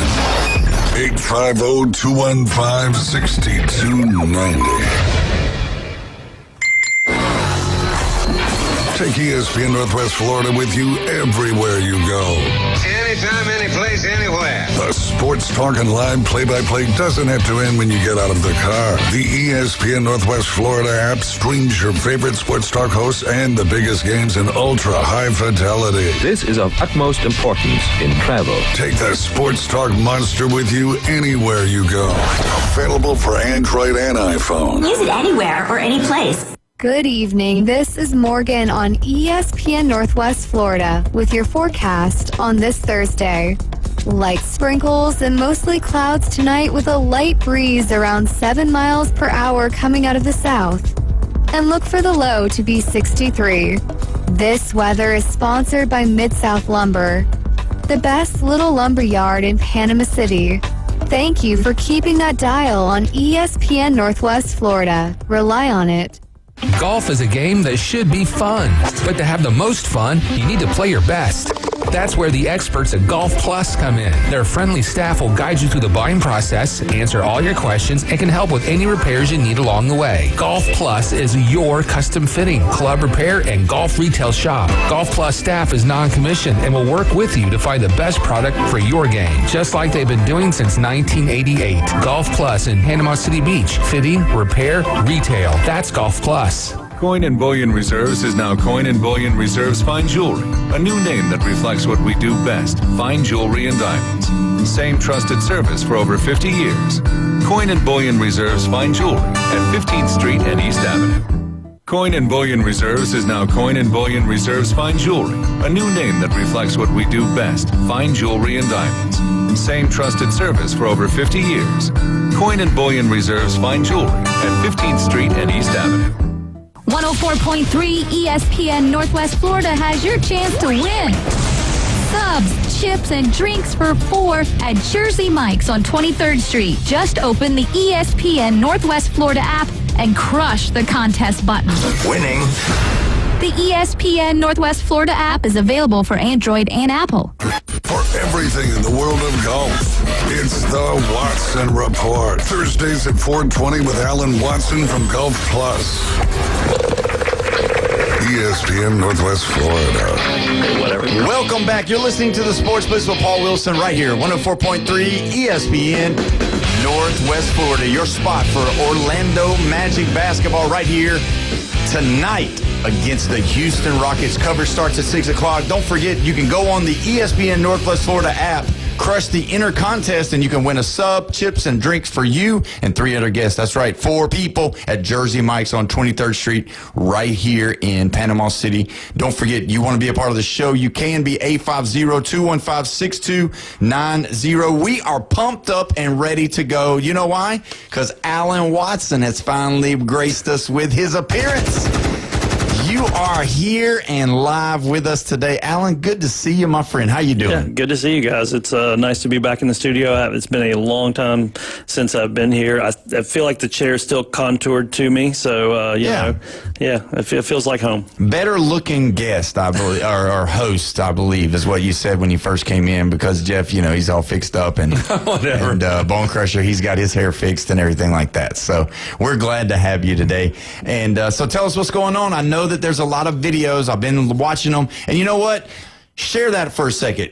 Where can they find you on Facebook to watch your videos, to know all of the new stuff that's coming on over at Golf Plus? Absolutely. So Golf Plus PCB on Facebook, TikTok, Instagram, all 3 of those platforms, and also on YouTube as well. We're not really doing a lot of YouTube right now just because it takes so long to create the longer form videos. But for the short form stuff and for just kind of checking out content, what's happening, Golf Plus PCB on those other platforms. And we've actually been growing quite a bit with our content lately, and pretty happy about that. It's so interesting because I'm sure you guys have it too. You know, you get people that message you from all over the world, and you're like, that's weird. How would they? But then you realize the power of the internet, and especially here at the beach, because we get so many tourists, so many travelers from all over, and so then they discover us and you guys and other people, and then they take that back with them wherever they go. So it's great. Yeah, it's funny. It's crazy how sometimes we'll get phone calls and, you know, they tell us where they're from. We're like, what? Yeah. You know, so that's kind of the whole thing. It's really cool to see. So what do you got coming into the shop? You got some new stuff, I know. Yeah, so the biggest announcement was the addition of PXG. So PXG is a DTC, direct-to-consumer company that started out as a in-store company and then kind of converted to DTC. Plus, they have their own flagship stores. Well, this year they decided to make a push back into retail to get in more doors, as we say in our business. And so we're actually the first store within like hundreds of miles of here to have PXG come back. Like, I just talked to their national guy today, and he was like, we're so happy that you're, on board. So we're looking forward to that. The thing that's interesting about PXG is that they've always made great products. They've just not always been a great company to deal with. They kind of have some crazy stuff. But if you're a first responder, or if you're military, active duty, or retired, they have a program called Heroes Program that gets you a pretty significant discount. And so that is kind of what they made their name on. Yeah. And obviously we're a military community around here. And so we were happy to be able to offer that now that we haven't been able to offer it. It just wasn't something that was available. So I have their new line in. I have putters, wedges, woods and stuff. We won't be stocking a ton of it, but it'll be more like fit and then order kind of stuff. But You don't have to wait for the PXG van to come around anymore if you're used to buying it that way. Sometimes they'll go to like driving ranges and do shows, or you don't have to drive all the way to Atlanta or Orlando, somewhere like that, to find one of their flagship stores. Now we have a presence here in Bay County for those folks. Well, that's fantastic. So that's, if you want to start, is that a good club to start with or not? Well, it could be, but it's on the premium side, price point wise. It's premium like a lot of the brands I carry. If you're more on the starter side, I do have something else new in. That's Cobra Fly XL. Cobra has their line of package, complete box, whatever kind of set you want to call that, but it's a bag with all the clubs is essentially what it is. And so we have these sets with a bag and 10 clubs. They're like $1,000.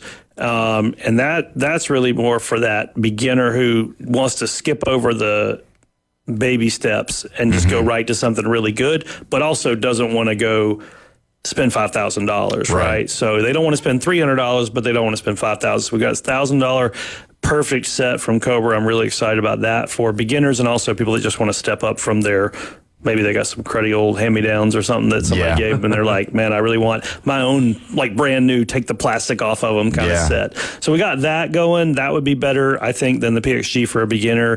But most of what we bring in, I mean, not to sound like a golf snob or anything, but most of what we bring in is on the higher end. Like that's just our business model. That's what we do. I always joke with people like, look, you can go to Sam's Club and buy your girlfriend an engagement ring. They have a counter for that. Or you can go to McCaskill and Company in Destin. It's a much different experience, right? And a much different price point. So we're high end. That's what we do. Our prices are not any more than an Edwin Watts or a PGA Tour Superstore, but what we do, what we offer, and if you chop up the golf business into 100 segments, I'm just targeting that top 50 or 60% in terms of dollars. I'm really not looking to try to be a Dick's Sporting Goods and have cheap stuff and inexpensive stuff. Because what I've found, and there's a reason for that, what I found was when we tried to target the full market from top to bottom, the bottom stuff, it breaks, it wears out. You got warranty issues. Those companies don't want to warranty stuff that's inexpensive. They don't care. So now the customer's upset because their stuff broke. The company's not going to do anything about it. So then I have to decide whether I want to eat it as a business person, which that's not a good business model to be in. So we just decided, you know what? If it's a brand we can trust and we know that it's going to work and it happens to have a higher price tag, then so be it. And then here's the other thing.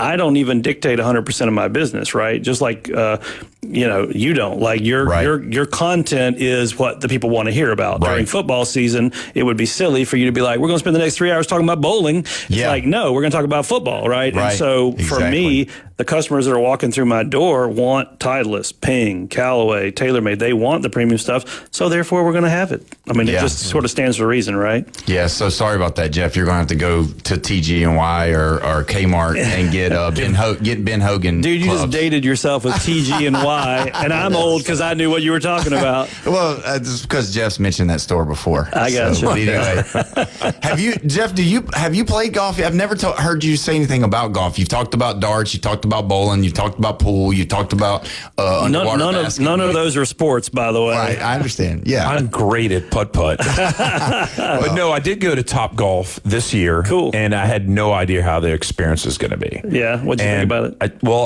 I thought it was going to be a bunch of guys in white iron shirts, maybe loosening up their tie and everything, and just like a driving range, And then I got there and I was like, oh wow, they have these games and everything, and I was doing really well at the beginning. I just had beginner's luck, I guess, and then everybody else seemed to be catching up with me after that and everything. I was like, okay, I'm not just an anomaly where you just pick up something and you just do really well at it, So I wasn't winning, that's for sure. When it was all over with and everything. You really had the conversation in your brain saying, "Wait a minute, I might be an anomaly." Yeah, no, sometimes you see people. Did. I really did think. He's like, I've missed my calling. I should have started this years ago. Wow. What was I thinking? Oh my God. No, that's true. But that's what's so great about Top Golf is you have folks like you who've never played the game before who can go out and experience it in a fun, interactive, electronic way. And then you've got people that maybe are lifelong golfers that just want to do something different. I always refer to Top Golf as golf adjacent. It's sort of something else. It's sort of the modern day bowling. It's that thing you can do for a birthday party or a date or a business meeting or whatever. And I love it. I'm so happy that it's here. And I heard one of my employees went there the other night, and he said every single bay was full. They were on like a 2-hour wait or whatever. So I'm happy. I mean, here comes spring break, like in a hurry. Yeah, and that place is going to be insane. Yeah, and that's what I was going to ask you. With spring break right around the corner, are you ready for them? I mean, No. do you have the stuff ready to go? I'm ready. I've got all kinds of great headwear because a lot of the kids that come in want to buy hats and stuff, just something to take home. So we have tons of really cool, fun new headwear from lots of different brands. I'm ready on that front. As far as the rest of it, I mean, I hope it doesn't pop off like it has the last few years. I had a member of our law enforcement community in earlier today buying a putter, and we were talking about that, and he was like, man, we're bringing in 40 troopers from other part of Florida, and like we're gearing up. So hopefully things will be better. But I'm ready for whatever happens, I guess. I'm one of those crazy ones. We haven't ever really talked about it here. I'm one of those crazy ones. I'm excited about it. Like, yes, it's going to be a lot of traffic. Yes, there's going to be a lot of booting and banging and all that in the cars. They're going to be playing their music. But I love it. There's the whole reason why we moved to Florida was to be at the beach and have a beach. Because when you're at the beach and everybody's having a good time, it's great. Now, obviously, I'm not for the crazy stuff that happens with guns and people acting out or whatever. But, I mean, that's kind of part of it. But realistically, I am excited about spring break, and I live on Back Beach. How about that? Yeah, I'm excited. Let's go. go. I live on Front Beach, so I'm saying, I'm okay. But it's fine, like you said. Other than the crazy stuff, the rest of it is fine. You're right. I mean, I grew up an hour and a half from here, so I've been coming for spring break since I was like middle school, right? And so I love it. I have memories of that, and just as long as it's good, clean fun, I'm all for it. And you're right. I don't mind a little bit of extra traffic. This is where people want to come. It's like going to Disney World and then complaining because there's people in line. Well, it's supposed to be a fun place, so of course there's going to be people. Everybody's going to come. Yeah, you can't. So why would you think you would have it all to yourself? So like we love the beach, same as you. Like moved here for that, and I love it when you go to like a J. Michael's or another local great restaurant, Christo's or whatever, and you're like, man, it's like an hour wait, hour and a half, 2 hour wait. Yeah, that's good. That's good for the local economy. That's good for all that stuff. Here for, yeah. So like you just have to deal with that. But this next month is going to be crazy. It's going to be fun.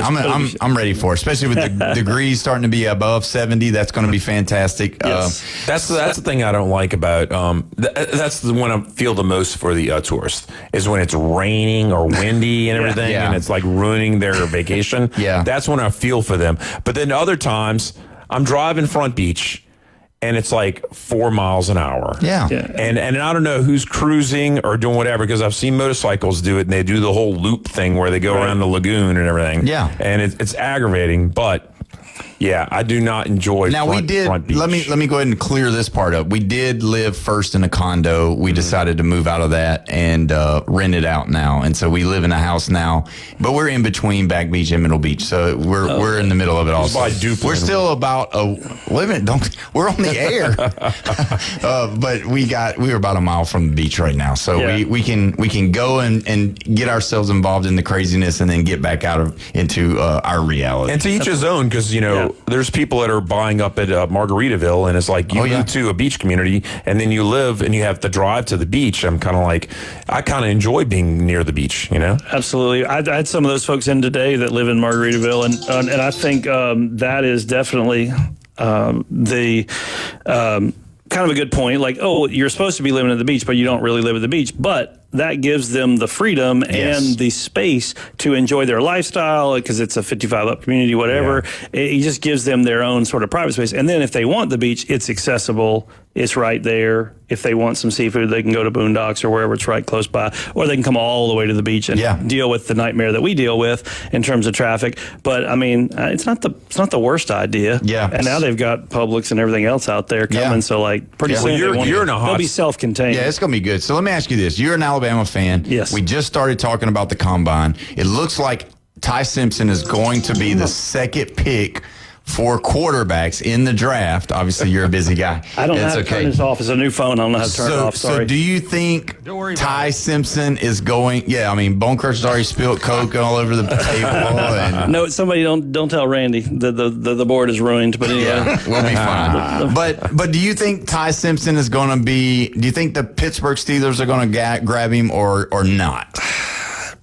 Yeah, I think so. I mean, he didn't have as much attention as some quarterbacks get in terms of how many seasons you got to see him play. Mm-hmm. But what you did see was pretty impressive. And I don't know from experience, but I'm sure that these people that are general managers, coaches, et cetera, that are making these decisions, I mean, they know it's a crapshoot every single time. I mean, look at Tom Brady. The guy was picked 100 millionth and is the greatest quarterback of all time. And then you've got guys who come out with all this hoopla, and either they get injured or they just don't play well, or the schemes doesn't fit until they get to their third or fourth team, and now all of a sudden it works. So we've had a really good run over the last 6-7 years of Alabama quarterbacks playing in the NFL, and some playing at a high level and Super Bowls and all that with Jalen Hurts.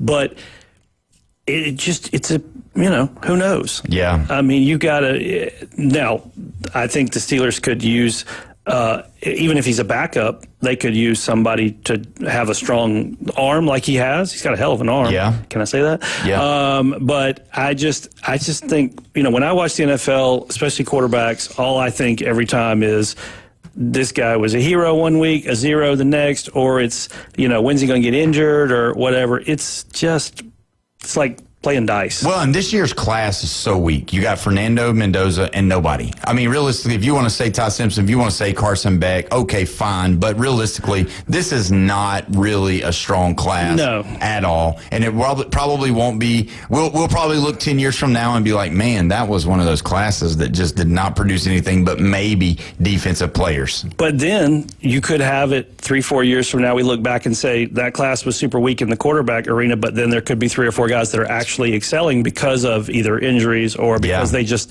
schemes and all that stuff. So Mendoza looks like a standout.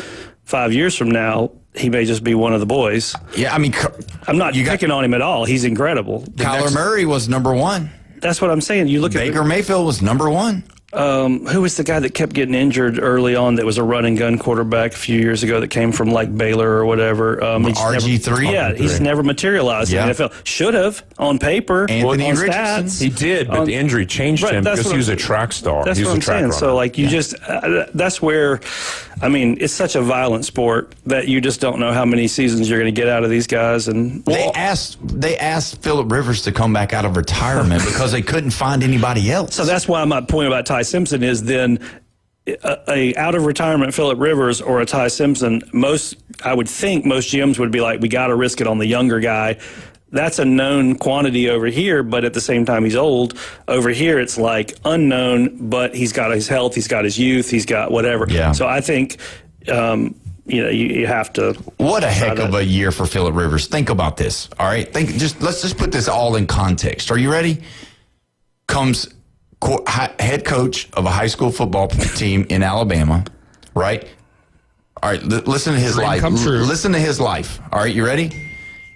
He gets back into the NFL right at the time that his insurance is gonna stop. He's got 25 kids. It's like 11 or 9 or something. All right, like that, yeah. He's got all of these kids. Okay, so now he gets 5 more years of extension for his insurance from the NFL. All right, that's great. All right. The Colts say, okay, do you want to keep playing or do you want to be done? Which means they would actually are interested in giving him a contract. He says, no, I think I want to go back and be a coach. I want to go back and coach. They say, okay, the Bills hear this. The Bills say, hey, you want to come be a head football coach for the Bills? So he goes and interviews. And then he's like, you know what? Has a great interview, by the way. And he says, you know what? I don't think I'm going to do it. I think I'm going to go back, coach my son.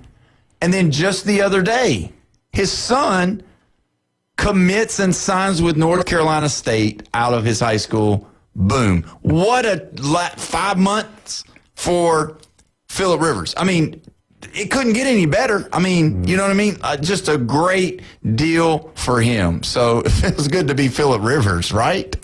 Yeah, I mean, nobody's calling me wanting me to. I mean, some of you guys. Yeah, that's right. We called you. Yeah, we got you. We empty chair. Finally got you in the seat. On the bench. Yeah. So I work at the airport, and it's private planes, and there's a lot of people with some golf clubs. Oh yeah. When you see a case, and they only have like a few different clubs, what do you think of that person? Like if they're carrying like 4 or 5 clubs, and that's it, not the whole set. Sometimes people do that if they're going to be staying somewhere and just playing like a little par 3 course, and they don't need their full set. Or some people carry. I have one customer that has 2 sets, a full set and a travel set, and his travel set is like maybe 6 clubs or something like that. He just picks the most important things, and he has them kind of modified and stuff. So I've seen that a few times, but I wouldn't say it's super common. I'd say 10% of the people who fly in and out private have clubs. That's crazy. That's a lot. Yeah. Let me ask you this. We got to go to a break. Sure. Give us your address, hours of operation over at Golf Plus. Absolutely. We are at the shops at Edgewater next to Firefly Restaurant and Rocket Lanes and all that stuff that's right there. And we are 850-249-2726. Late in the day, I can't even remember. It's all right. GolfPlusDothan.com. We still haven't fixed the website just yet, so it still says GolfPlusDothan.com, but find us on Facebook, TikTok, and Instagram at GolfPlusPCB, and we will love to see you in the store. All right. Well, that's Alan Watson, Golf Plus. Go check them out. Go get you a new hat. One of those hats that have the words written upside down. I'm sure he's got one of those hats in there. And there's an ice cream store right next door. Yeah. Get some blue ice cream. Everybody needs blue lips. Either way, we'll be back here in just a moment. We've got some Red 7T's phone lines to read some text messages here. You've been listening to the Sports Blitz with Paul Wilson right here, 104.3 ESPN, Northwest Florida.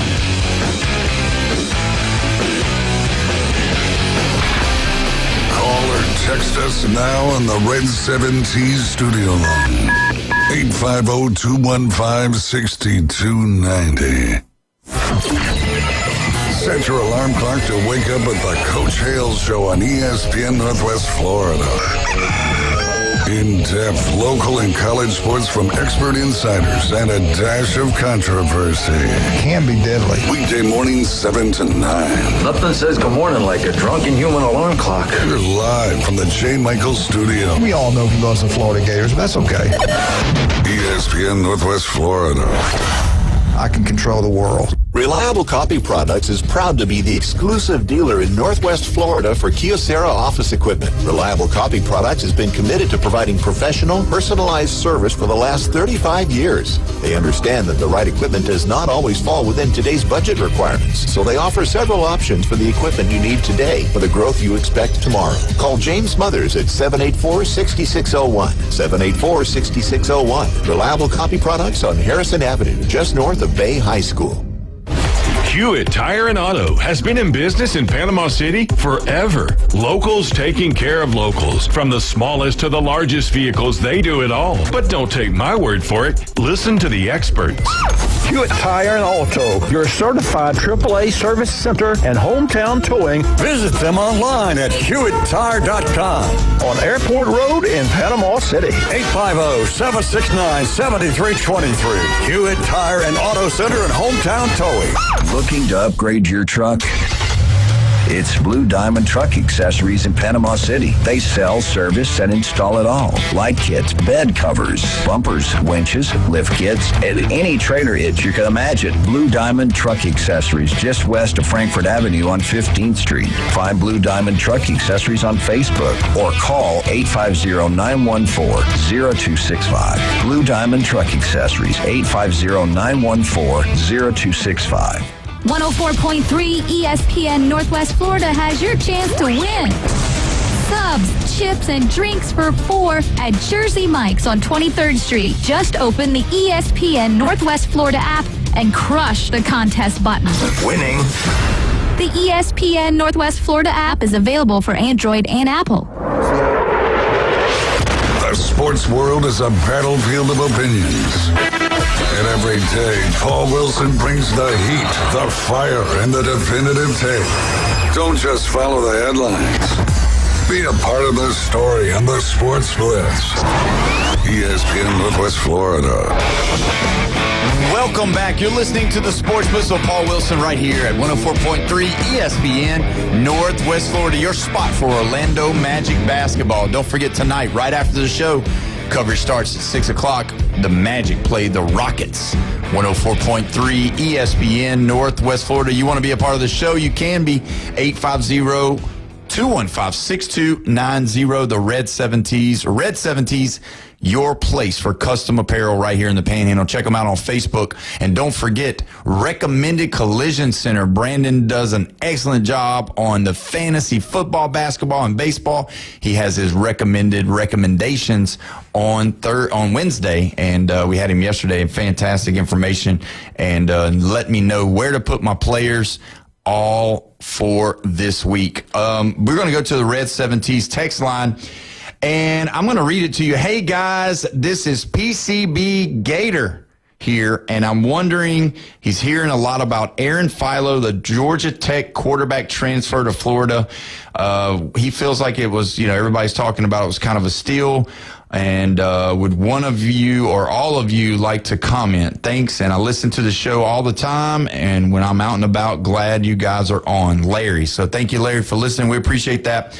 You know what? When you're talking about Philo, with him not having a bunch of film, there's always that question mark to whether or not he's going to be any good coming into a new system. Well, it's not really a new system because he's bringing along his offensive coordinator. So realistically, it's going to be his second year with his offensive coordinator, and that's a good thing. So I think it's going to be interesting. Do I think Tramel Jones is going to have a lot to say about it? Yes, I do. I think it's going to be a good fight. I believe in John Summerall being a fair, honest coach. I just want to be honest with you. And I think competition is going to be going strong for the Gators for football season. So, yeah, Philo could be the guy. Tramel Jones could be the guy. But I do think right now, sitting to me, I would say that Philo has the edge just because I'm sure he's more familiar with the offensive coordinator. And so with that being said, yeah, I think Philo's got a good shot. They got that tough schedule. The 3 games right there in the middle of their schedule is going to be a really tough little run. But I do think, what did you say? Did you say 7-5 or 8-4 for the Gators, that there was a good chance that they could have that? Well, no, I said, we were dreaming. We were just pumping. No, we were not. No. I said that they would probably go like a 7-5. Yeah. But I said if they can get that 4th game, which is against Ole Miss, underneath their belt, they drop a game to Georgia and Texas, and they follow up and they could beat the Sooners, 10-2 is the ceiling for them. Yeah, but that's also saying that they beat Missouri. They've got to beat Missouri. Yeah, they had South Carolina, Missouri. If you can beat Auburn. South Carolina, Missouri, and Auburn, that's a successful season. Yeah. That's a great season. Even if you drop Tennessee or if you drop Georgia, Texas, and Ole Miss, and I think Oklahoma, they open up with a not so strong opponent, and then they got Campbell. Yeah. And it's like, okay, so you have a 9-game SEC schedule. That's what they're called, the Campbell Soups. Go ahead. No, the Camels, actually. But anyway, so you beat the Seminoles, and you're 3-0 out of conference. Yeah, which would be pretty good. You go 4-5 in conference, and you're 7-5. Yeah. So if you have a winning SEC record, boom, you're 8-4, and you're looking at a good-sized bowl. Yeah. So, to answer your question, Larry, yes, Philo seems to be a guy that can come in and do some really good things. How do you feel percentage-wise? If I just put Tramel Jones and Philo, what are you giving percentage-wise to who's going to be the starter in week 2? See, I've got to go 50-50 because I just feel like they're going to be so tight. It really is going to be how quick can Tramel Jones assimilate the offense. Yeah. I think it's going to be a totally different concept. I think the offensive coordinator is going to bring something new, and it's just going to be whether or not he's going to be able to assimilate and really show that he knows how to run it. Because that's the biggest thing. They've already probably given him the playbook, so, he should be studying. Because realistically, it's still the same game as he always plays football. You got to hit the open wide receiver, but you got to know where the wide receiver's going. Mm-hmm. So I think physically, Jones can do everything from strong arm to running to being a elusive elite quarterback. Like that's why they pulled him there. But I also think that Philo, from what I've heard, is very cerebral and can play the position. So it's gonna be interesting. I think it's 50-50. I mean, I really do. I think Jones has the edge, believe it or not. Really? Yeah, and I think they got there. They realized what they have, and then they're like, okay, we got to keep this under wraps and create a conversation as far as like competition goes. Yeah, and then get it to the season and then not reveal, and then boom, they're like, hey, this is our guy, and he just takes off. Yeah. I mean, he's got all the tangibles. I mean, you know, he can, and you know as well as I do, you got to be able to move in this college football that we watch and play now. It's definitely not the guy that can stand back there and just pick you apart. You got to be able to move. You look at Fernando Mendoza, as great as he was this year throwing the football, if he had not ran the ball against some of these other teams and stretched the field and got the first down when they were down, you know, 3rd and 5, 3rd and 6, 3rd and 4, whatever, that was the turning points of some of these games. I mean, the run that he made against Miami to score the touchdown where he got hammered, it was because of his wheels, the draw. They were confident enough on 4th down to call a draw with their quarterback. And that's the thing. You got to be able to move the pocket. You got to be able to get outside the tackle. You got to be able to when you see an opening, that was realistically, if you remember, that's what made Carson Beck so good in the playoffs, is that if you watched them, there would be times where he would tuck the ball and run and get the first down. And so with that being said, Trammell Jones is one of those guys that's going to be able to do it. Well, they're going to have to fill some defensive spots, the Gators are. Yeah. So, that was a strong point of last year. Well, he was a defensive coach, or he was a defensive player. He played linebacker at Kentucky. Yeah. And so, I mean, he's saying all the right things. You know, he's doing all the right things. He's, you know, I love the not earning the Gator. You know, I love that. They said he took away the Gator that you rub his head before you go into the stadium, you know, I mean, or wherever that you do, where they do that. And I mean, he's about earning.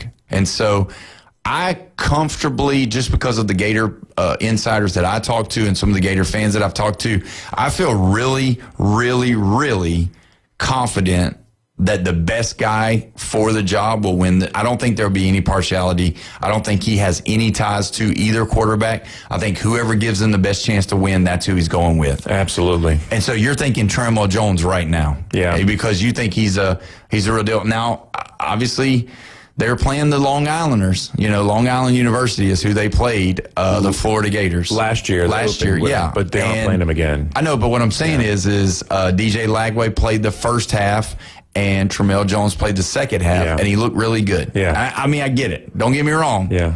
It's Long Island. It's going to be a different season, not just playing the extra SEC game, but no South Florida and no Miami Hurricanes, right? Right. Let me ask you a question. Big deal.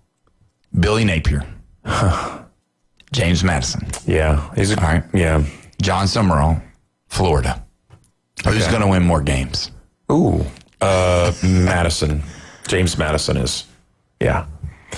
10-2 is very likely for James Madison.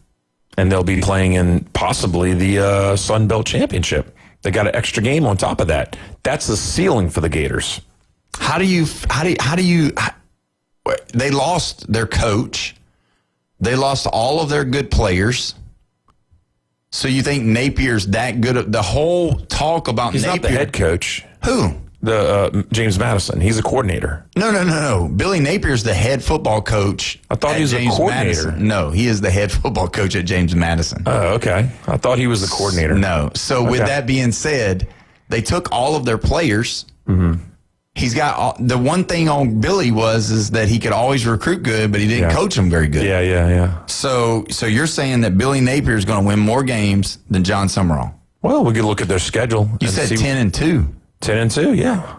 Ain't no way. What did they just do? They just went 12-1. And they took the guy that took them to 12-1 is gone. Yeah. And the best players that they had is gone. And who was the team in their conference that was able to knock them off? Nobody. They went 8-0 in conference. You're worried about Coastal Carolina and Georgia Southern? Is that who you were? Old Dominion? Or Marshall? Answer that. Pick one. Because you go 7-1 in conference, you're 10-2 probably overall, and you're probably still right back in the Sun Belt Championship. But you got to understand, the guy was there for 2 years. He had already built his team up. He had the quality players that he had. Where did Kurt Cignetti come from? James Madison. Oh, so this guy who just left replaced Kurt Cignetti 2 years ago. Yeah. And did they have a big drop-off? The first year, yeah.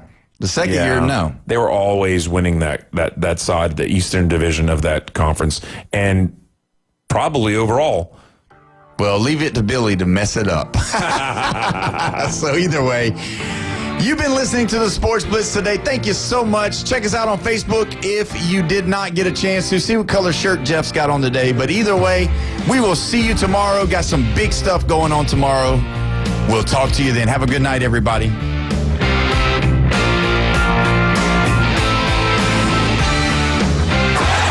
4.3 ESPN Northwest Florida is your spot for college basketball.